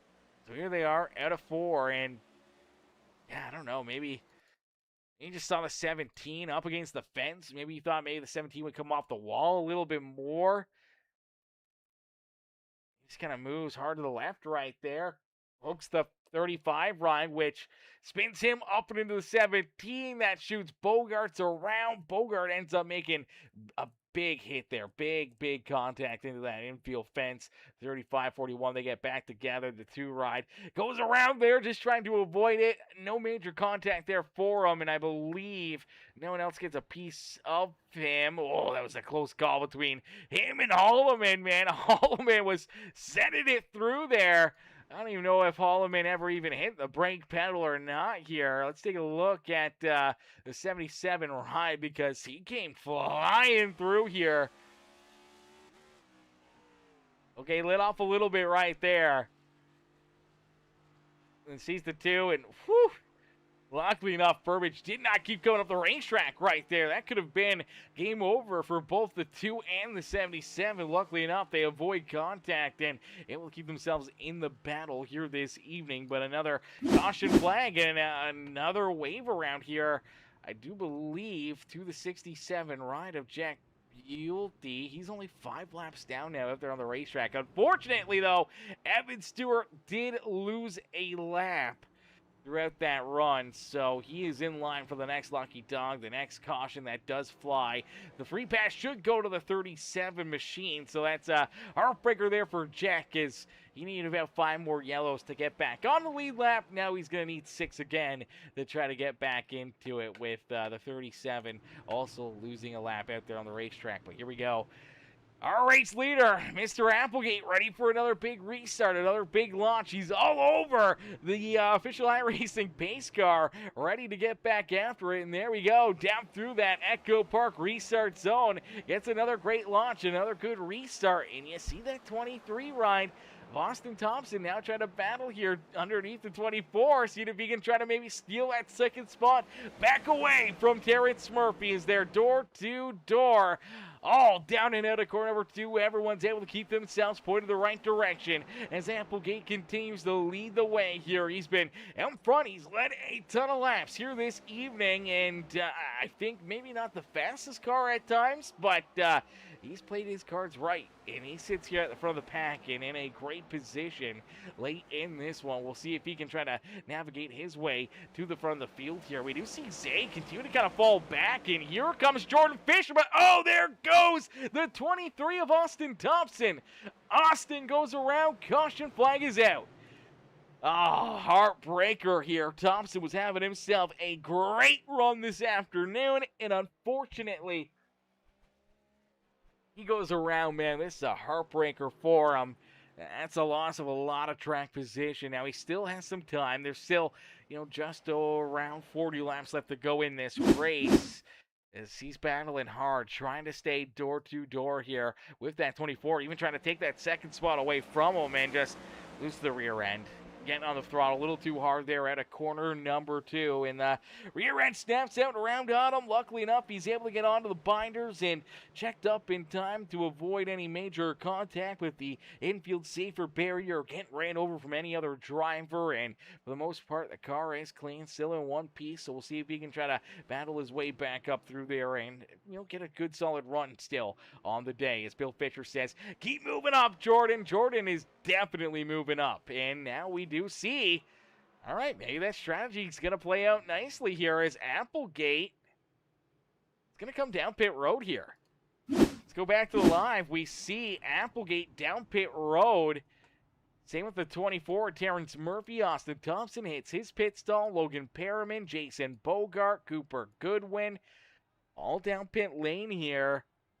This is going to make things really, really interesting. Now, I believe Evan Stewart does get the wave around back onto the lead lap here for that 37 ride. So that's a great break there for Evan as he's able to get right back into the battle, back into the action here this evening. Unfortunately for Jack Buell, he did not get the free pass, so he's still 5 laps down out there on the racetrack. But, I mean, incredible comeback even to 5 laps down. I mean, sticking with it, staying out there, and enough yellow flags, man. And he's, slowly but surely try to, put himself back into the battle, back into the action here this evening for what could have been game over early on in this race. A lot of drivers, after running into the issues that he had and the damage he had going so many laps down, they probably would have just called it a night and, finished dead last. But he stuck with it and could battle back here if the chaos ensues and continues to keep on rolling here this evening, as there is a lot of fireworks going off outside right now. It's not even Canada Day yet. Are they just doing like weekend festivities for Canada Day here? I didn't get any updates on that one from the township. What in the heck?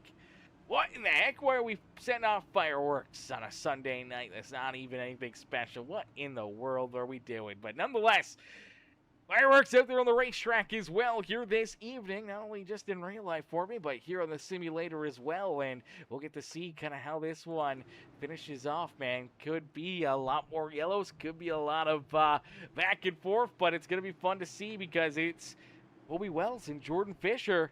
1 and 2 is down through the Echo Park restart zone.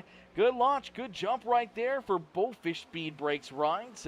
It is Wells who will lead us down into corner number 1. Fisher sends it in there deep, though, washes up in front of him, and all of a sudden it's Jordan Fisher out in front. Fisher takes the lead. His lookout back there deeper in the field. There goes Cooper. Goodwin Cooper goes for a wild ride at a corner number 2, and for the Monster Energy machine, that's going to take him probably out of this race right here. Big run, trying to carry some momentum on corner exit. Unfortunately, just loses the rear end. Kicks out, goes around. This time he could not get stopped like the 23 ride did. Makes hard contact with that infield safer barrier, and he toes it right off the racetrack and out of this race. Heartbreaker there for him, but we'll have to wait and see. I mean, we do take a look here at drivers like Applegate. You look at some of these other drivers. Terrence Murphy's back there. Logan Perriman, some of these drivers that were down pit side on lap 173. Evan Stewart, Austin Thompson. How can these drivers battle their way back up through the field? How can they work their way back up towards the front of the pack? As you do see Jordan Fisher out in front, leading the charge here late in this race. It's Colby Wells there in second, Xavier Rongobrugge in third, Jaden Browder's there in position number 4, and looking for more here late in this race. Blevins and Trent Johns door-to-door back here for that 5th and 6th position, and quickly working his way back up through the traffic. Right there behind him is that 57 ride of Mr. Grant Applegate. Applegate trying to work his way back to the point, trying to work his way into the top 5 here, as he was able to make some big moves there on that restart and really picked his way up into the top 10 rather quickly, and he is absolutely zooming out there on the speedway and trying to peek underneath this 8 ride for that 5th position. Already around Blevins, now around Trent Johns through corner number 1 and 2, and move Applegate back up inside our top 5 here this evening as Fisher continues to lead the charge. Browder down low, door-to-door here with Colby Wells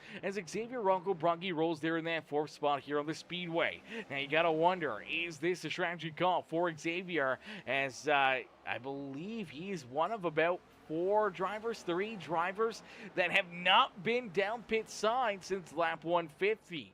Obviously a little bit older tire than Fisher and some of these other drivers, and also, obviously a lot older tire than some of these other drivers like Applegate, who pitted back on lap 173, and some of these other cats as well who are slicing and dicing their way up through the field. So could we potentially see another caution flag here as they come down pit road, throw an extra set on and drive his his way up and through the field and chase these guys down at the front of the pack like we're kind of seeing out of Applegate right now, as here he is quickly to their back bumper, looking to try to take advantage of these fresh tires and hoping to try to get after these guys for that third and fourth position, is trying to get after our race leader for the top spot. It's Jaden Browder, our stage 1 winner, our pole sitter, the number 11 of Browder, looking to try to get after Fisher here for this race lead and what could be potentially the pass for the race win here this evening.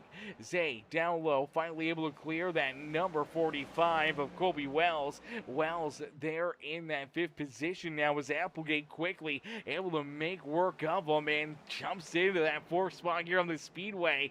I'm not sure if Fisher, Browder, or Zay have anything for this 57 ride, as Applegate is absolutely zooming here in this race. Those fresh tires are working perfectly for him, and he's hoping that he can work them right into victory lane here this evening. As Fisher, Browder, Roggo Brugge, Applegate, and Wells are top 5. Terrence Murphy now into 6th, as Trent Johns back in 7th. Landon Burbage back up inside the top 10. They're in that 8th spot on the speedway. Stephen Blevins and Jaden Porter are top 10 here on the speedway. Lucian Thompson, Logan Perriman, Caleb Holloman, Ryan Haller, Joshua Nunez, Evan Stewart, Austin Thompson, Jason Bogarts there in 18th, Ben Needus there in 19th, and I believe Jack Bulkey's now worked his way into the 20th position, as Cooper Goodwin has parked his car down behind pit wall. Unfortunately for Goodwin, Rose, Joseph Smith, Michael Ponder Jr., and Michael Durham Jr. all early exits and DNFs here this evening. And for Jack, I mean, he's still 5 laps down, but my gosh, I mean, some late race yellows, maybe a couple NASCAR overtimes. This 27 ride, I mean, could be there. He could be there. He's still the only driver a lap down out there on the racetrack. He's in line for the lucky dog. Can he get it? Can he keep on marching his way forward? As here we go, looking to march his way up and into the winner's circle. The 11 rider, Browder, steals the top spot away from Jordan Fisher. Fisher will fall back to second. Browder now out in front. Well, they both have to try to hold off this 57 of Grant Applegate. Applegate looking strong here late in this race, man. He's got the freshest tires out of anyone inside our top 5, and he's taking advantage of it right now and has worked his way right back into the battle here for potentially the race win this evening. I thought maybe that pit stop was going to send him back a little too far, kind of get hung up in traffic and maybe not be able to race his way back up here, but he proved us wrong, and in a quick hurry has navigated through a lot of that traffic and up into this 3rd position, and now going after his Fish Speed Brakes teammate here of Jordan Fisher for that 2nd spot on the speedway. Fisher's not going to let him have it easy, though. He's going to have to battle for it, but you see a good run there on corner exit out of 4 and takes a good run down to the inside here. Fisher, he's going to push up the racetrack here.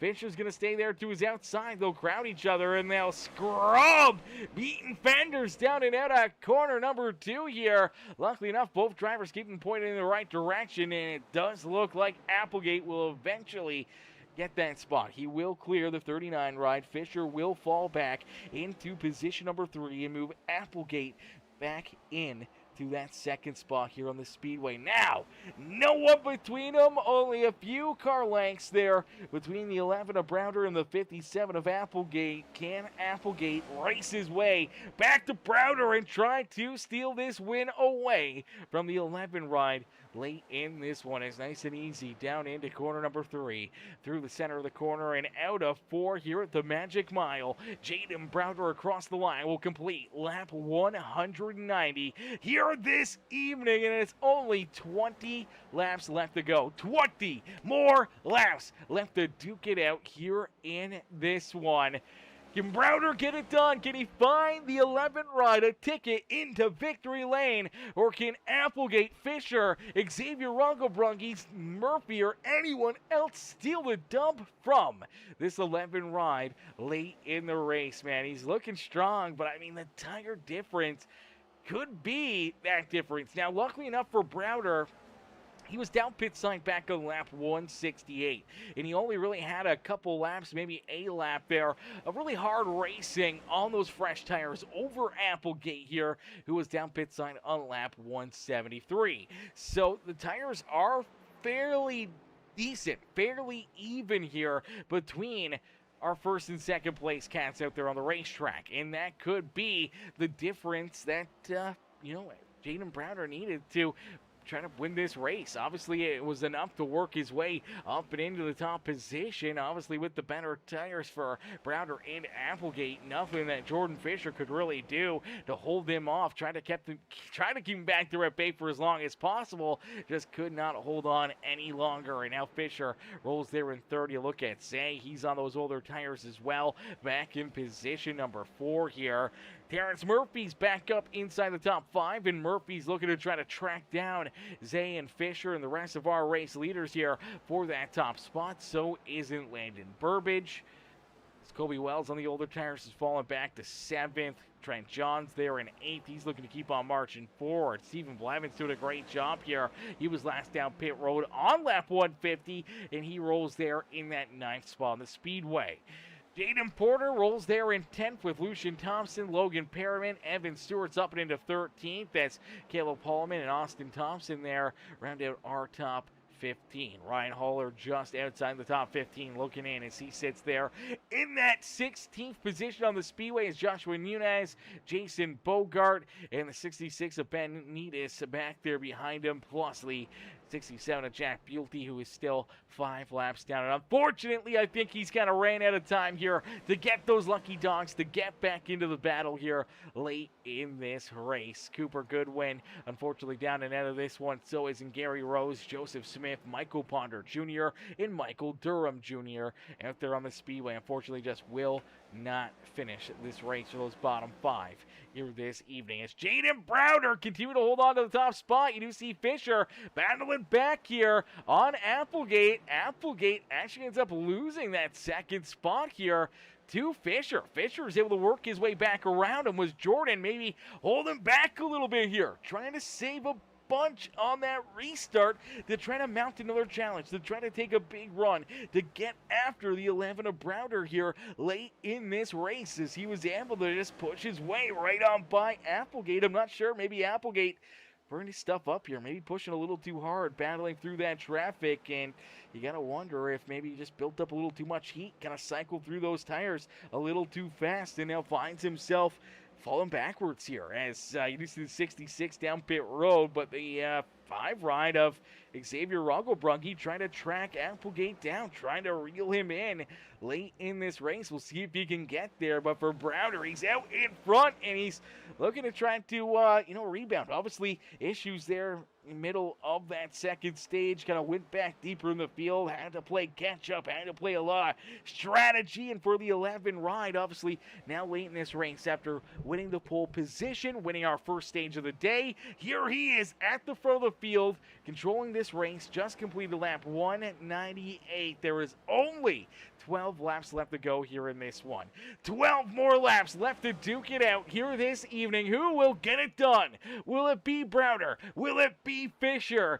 Applegate, Roggelbrugge, Murphy, Burbage, Wells, Johns, Blevins, or Porter, or anyone else out there on the racetrack who could jump up and find their way into victory lane late in this race. It'll be interesting to see. I mean, if there's a late race caution flag, there could be some fresh tires still hanging around out there that could potentially work their way onto a winning car here late in this race. I mean, we saw how quickly the 57 worked his way through traffic, how much these tires could mean to a couple of these drivers. You know, this late in the race may really work into their favor. I think a green, white, checkered, I don't think they would have enough time to navigate through that traffic. But if there's a yellow flag and they get restarted with, 5-6 laps, I mean, that might be enough time, enough fresh tire to really just slice your way through that field and into a a better finish or maybe even into victory lane. But right now, these guys just doing a fantastic job. Great clean green racing here again late in this race. And obviously for Jaden Browder, he's hoping that it stays that way. He does not want to see a caution flag. He's got about 7/10, almost 8/10 between himself and Jordan Fisher. So he just wants to kind of manage that gap. Doesn't want to give too much back to the 39 ride, but also doesn't want to push too hard where it starts to burn up his equipment here. He wants to just kind of stay right dead even with that 39 ride, hit virtually the same lap times here, lap after lap after lap, and make sure that he can try to find his way up and into the winner's circle. Last time around, they both virtually ran the exact same lap. Both ran a 30.2 second lap time even. 30.20 seconds for both cats. This time by, he was a little bit quicker there. He was about a half a tenth or so faster than Jordan Fisher. Actually, almost a tenth quicker right there. So, I mean, definitely trying to pull away, but may take a little bit, give a little bit back here. Just clicking these laps off, managing that gap with 8 laps, about to be 7 laps left here in this one for Mr. Browder. Fisher trying to give it everything he's got late in this race, trying to work this number 39 back up into the victory lane. Applegate's trying to hang on to third here after marching his way through the field. Obviously, yeah, definitely may have killed the tires in that 57 ride as he all of a sudden finds himself right there with Xavier Rungle-Brugge and Terrence Murphy for what could be a bit of a dogfight late in this race for that 3rd spot on the Speedway. Can Applegate get it? Can Zay potentially steal it away from him, or will we see maybe Terrence Murphy hunt them both down and take that 3rd spot away from both drivers here late in this race? Landon Burbage sits a little farther back in position number 6. Great recovery there for Burbage to be there in that 6th position. Colby Wells there in 7th.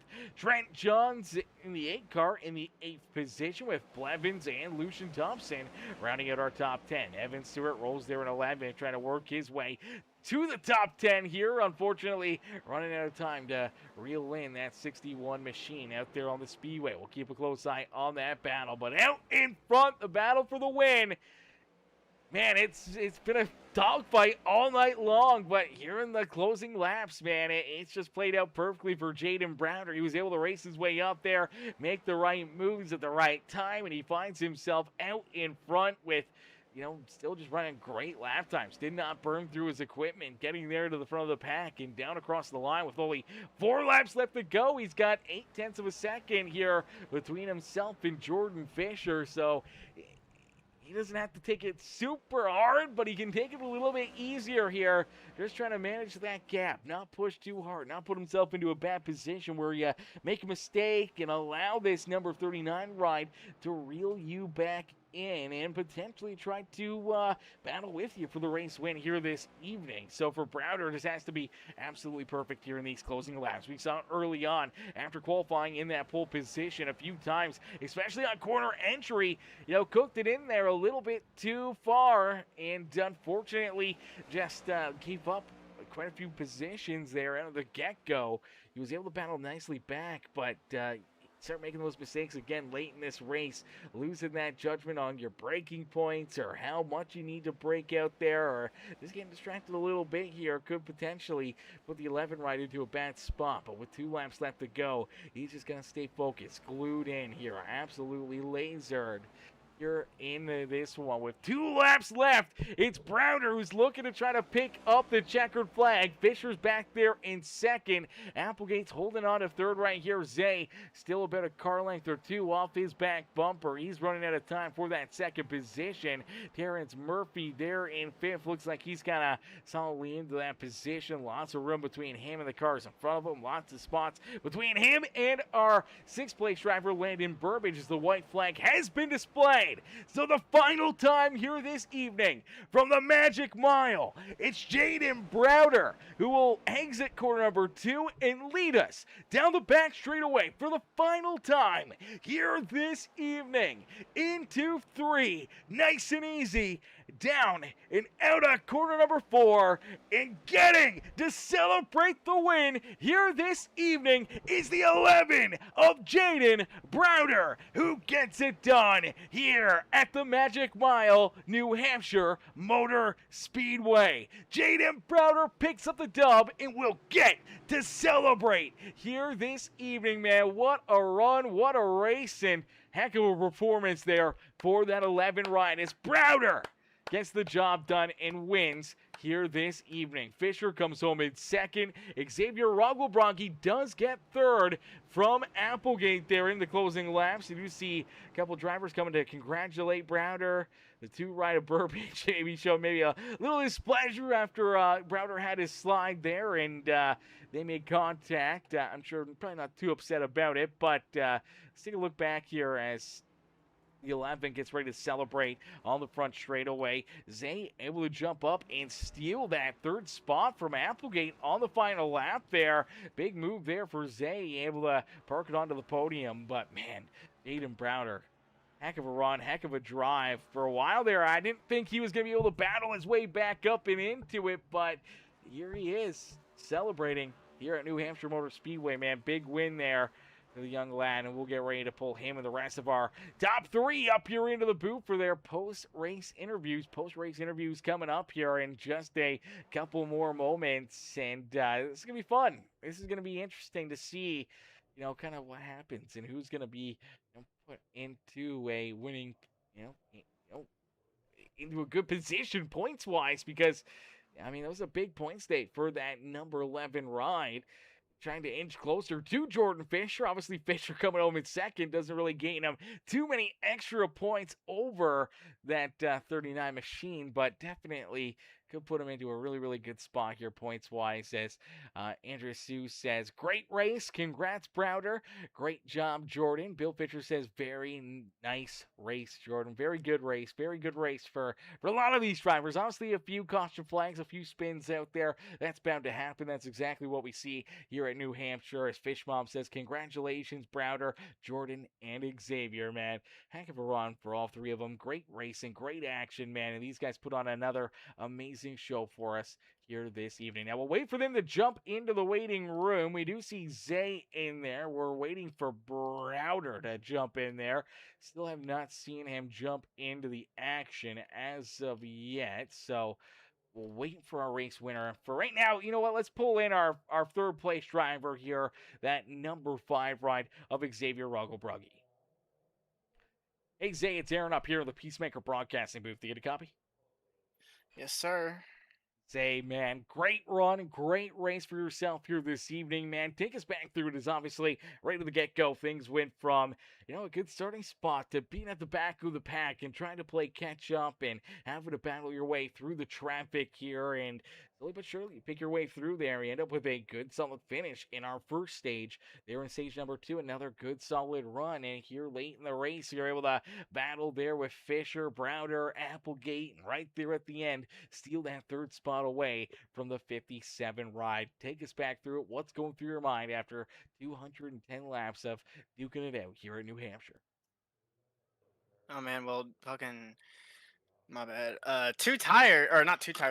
New tires, I should say, was incredible. I mean, I did not expect that big of a difference in tires, but Grant, I know Jaden pit, who else? Like all those guys, they pit.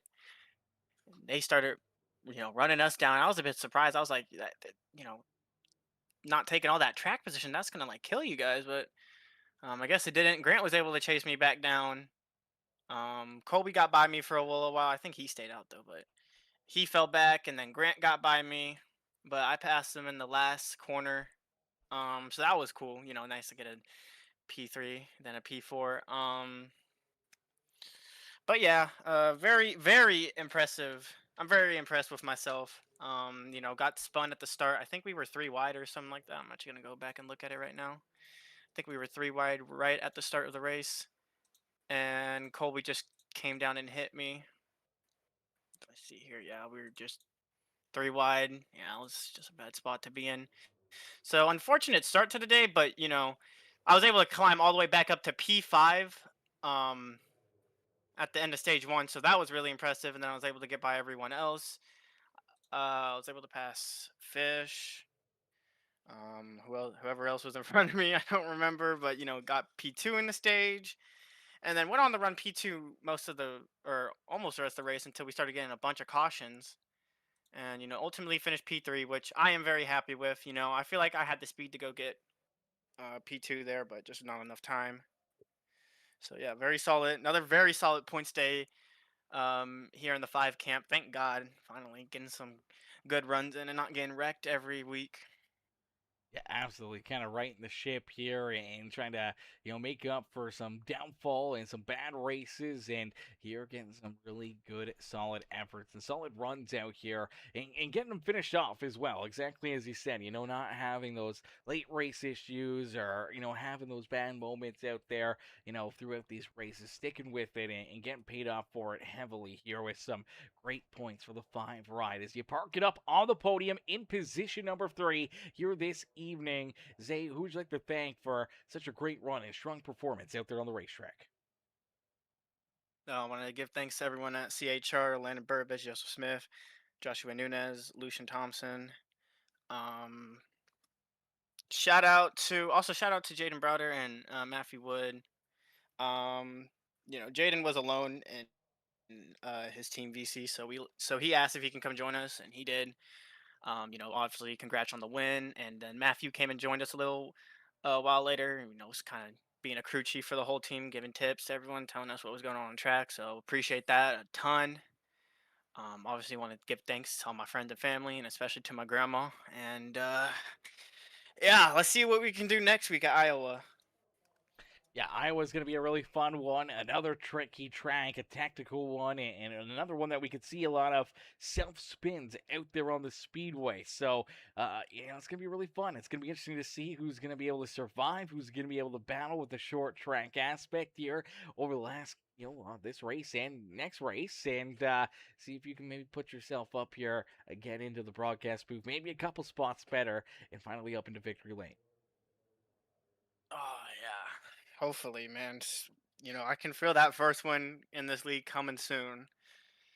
Just gotta, be a bit faster, bit better execution. Also strategy. I need to get better on strategy for sure. But yeah, I can feel that win coming. Yeah, absolutely. It is definitely lurking in the shadows right now and ready to jump out and impress us all, man. We can't wait to see it happen. Zay, congrats, though, here tonight with the third place run. We'll see you back out there again next Sunday night. And as I said, man, maybe right up here in Victory Lane. Yes, thank you very much. Alrighty, ladies and gentlemen, boys and girls, give it up there for our third place finisher, Xavier Ruggle Broggy. As we get ready now to pull in our race winner, the 11 of Jaden Browder. Browder comes home here with the dub. He's finally in the Discord. Let's get him up here into the booth. Hey, Jaden, it's Aaron up here in the Peacemaker Broadcasting booth. Do you get a copy? Yes, sir. Jaden, man, great run, great race for yourself here this evening, brother. Take us back through what's going through your mind as you're able to qualify in the pole position, through a little up and down there in the first stage. You win that first stage of the day, then obviously some issues, getting into stage number 2, kind of set you back there throughout that run. But here late in the race, you're able to make the right calls, the right strategies, and you find yourself driving through the field here, battling your way around Xavier Ruggle, Jordan Fisher, Grant Applegate, and poking your way out in front of the field here in these closing laps and able to just set sail and keep these guys back there behind you and pulling yourself up into victory lane here at New Hampshire Motor Speedway, man. Take us back through it and what's going through your mind here at the Magic Mile. Yeah, I mean, stage one was pretty. It was good. Finished. I think we won that stage. Yeah, won stage one, and stage two, I made a mistake for the second week in a row, costing Landon probably a good finish. So I'm sorry to him. I was on the call with him, so we already talked about it. But I apologize to him, and then just after that, I was trying to get back up to the front. It took a little bit. It was really hard to pass, especially if you're on the bottom, which is where I'd love to run with that like double apex on the bottom. But once we got back up there, then a caution fell at the last caution fell kind of weird. So I was like, I'm just gonna pit just in case it goes green and have that tire offset, which it did, which helped me get by Jordan. I didn't want to have to move Jordan, but kind of wanted to win, and he's already got 6 of them this year. So um, it was a great race. I apologize to Landon, but great overall. Yeah, absolutely. Tough spot there. Obviously, corner exit.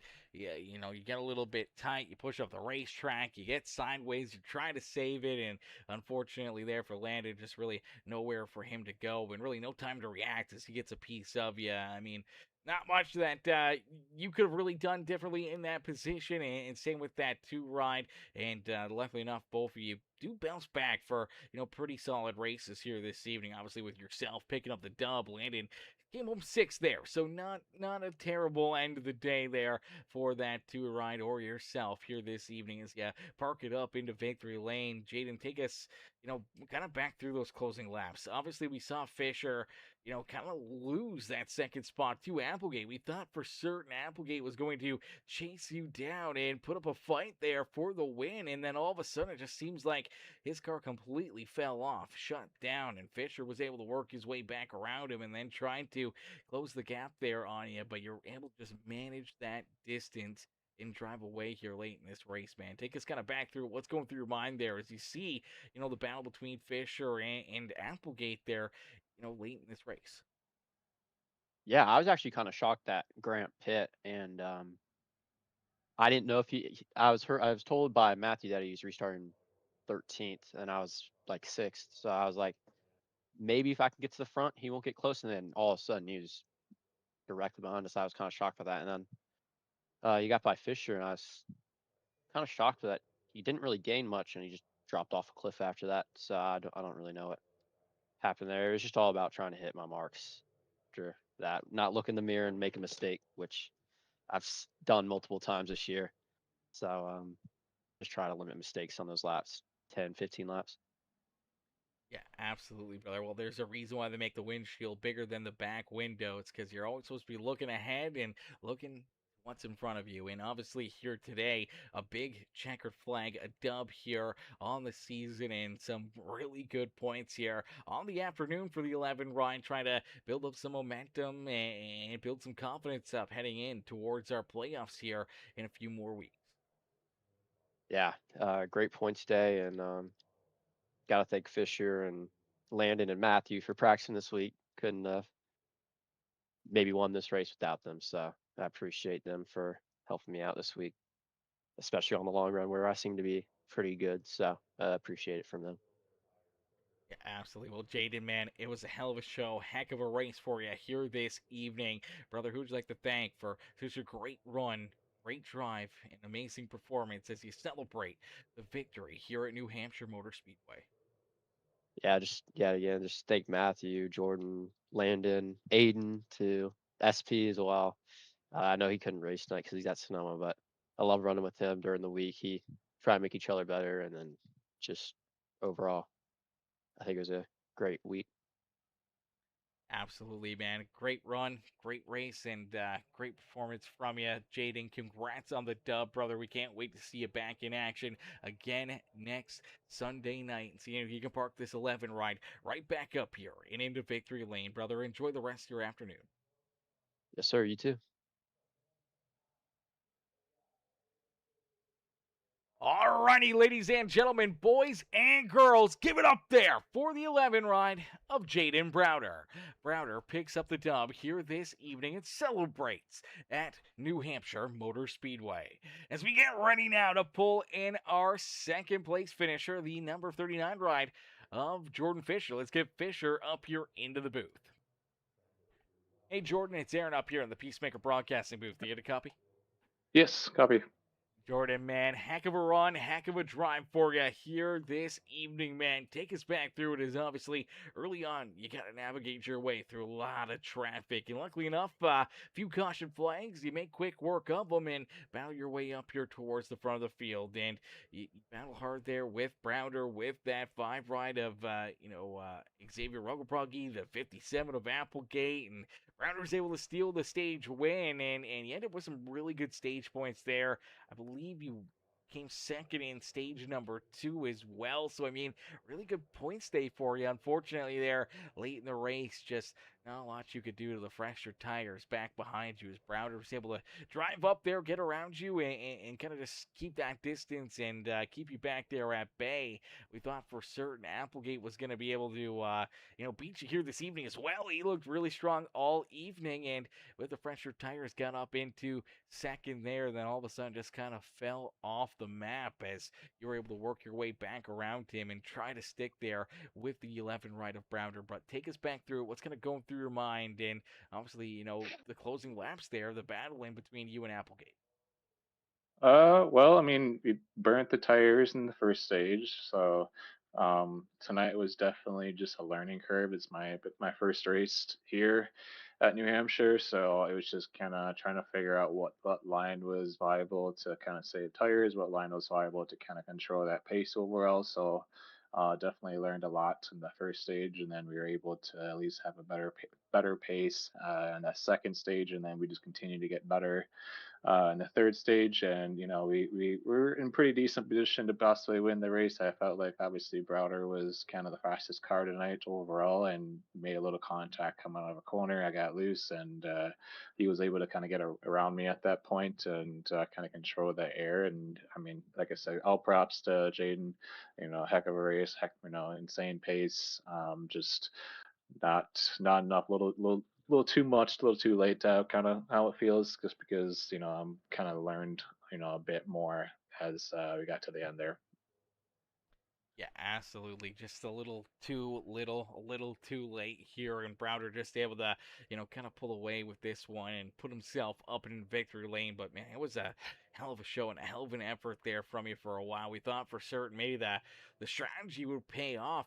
Coming down pit road again there on lap 155, putting that extra little bit of fuel, kind of into your back pocket here, late in the race. And then as we started to see more of these guys come down pit road, I thought, maybe they're just pitting for fuel. Maybe the tires won't make a huge difference here, and you'd kind of leapfrog them back to the front. And that's exactly what happened. We thought for certain we'd see an, regular Fisher aspect that you would just kind of pull away from everybody. If it stayed clean and green, I thought maybe, that would probably play out. But these yellows just kind of kept bringing Browder and Applegate, a little bit closer to you. And they are able to gain some drivers and some positions through, out these quick yellows, and unfortunately, there's not enough time and not enough, green flag laps to keep him back there.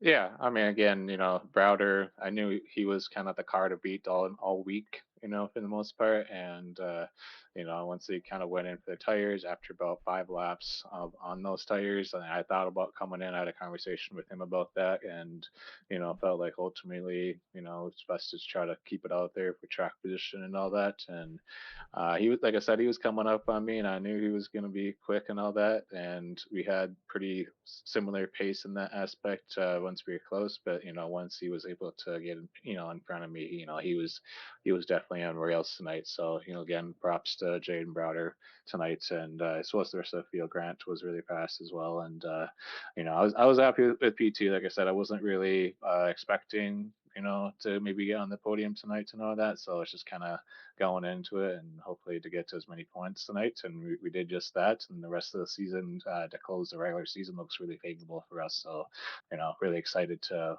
maybe get this regular season championship.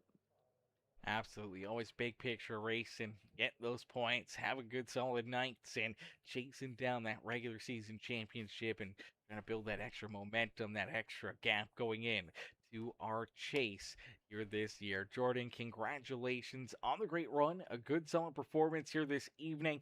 Coming home in that second spot here tonight, man. Who'd you like to thank for another great run and great drive out there on the Speedway? I want to thank all the drivers that continue to be a part of Wheel to Wheel and the admins who put on this great league. I want to thank, that includes Evan Stewart. And then I want to thank, of course, everybody part of the Fish Speed Breaks community, providing the track guide videos, providing coaching. We're always kind of running laps. So if you're looking to kind of run some laps together, get faster, find the little extra 10th or two, don't be afraid to reach out to me and I'll get you part of the Discord.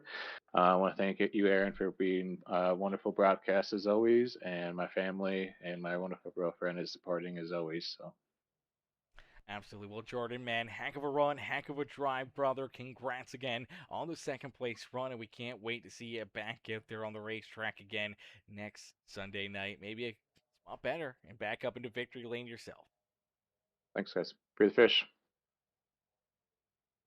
Alrighty, ladies and gentlemen, boys and girls, give it up there for our second place finisher here this evening, man. Heck of a run, heck of a drive there for the 39 ride and for all of these drivers, man. That was a heck of a show, man. Some great racing, some great battles here this evening. These guys did a fantastic job, put on a great show for us here this evening. Unfortunately, that will do it for us here tonight. The racing action has concluded. We will have to call it a night there on that note. But we can't thank you guys enough as well. Everyone coming in, showing the love, enjoying the great racing, enjoying the great battles here this evening, man. Having you guys in the comments section, keeping us alive and keeping us going all night long. As Andrea Sue says, good job, Jordan. Fear the fish. Fear the fish, baby. Fear the fish. Absolutely fear the fish. Mrs. Rungle Brunky says, great race, everybody. Congratulations. Browder cheering on Browder here as well. And obviously, Zay coming home with a really good, solid third place run here this evening, man. That heck of a show, heck of a drive, man. We can't wait to see these guys back in action again next Sunday. And we can't wait to see you guys right back up here in the grandstands cheering them on. If you guys haven't already, make sure you guys do us a favor. Helps us out a ton. Hit the thumbs up button on the broadcast for us right now. Hit the like button on the stream. Hit that subscribe button. Become part of the Peacemaker family here today. And we will see you guys back here in the next one, man. Peace and love, ladies and gentlemen. Peace and love. Here at K.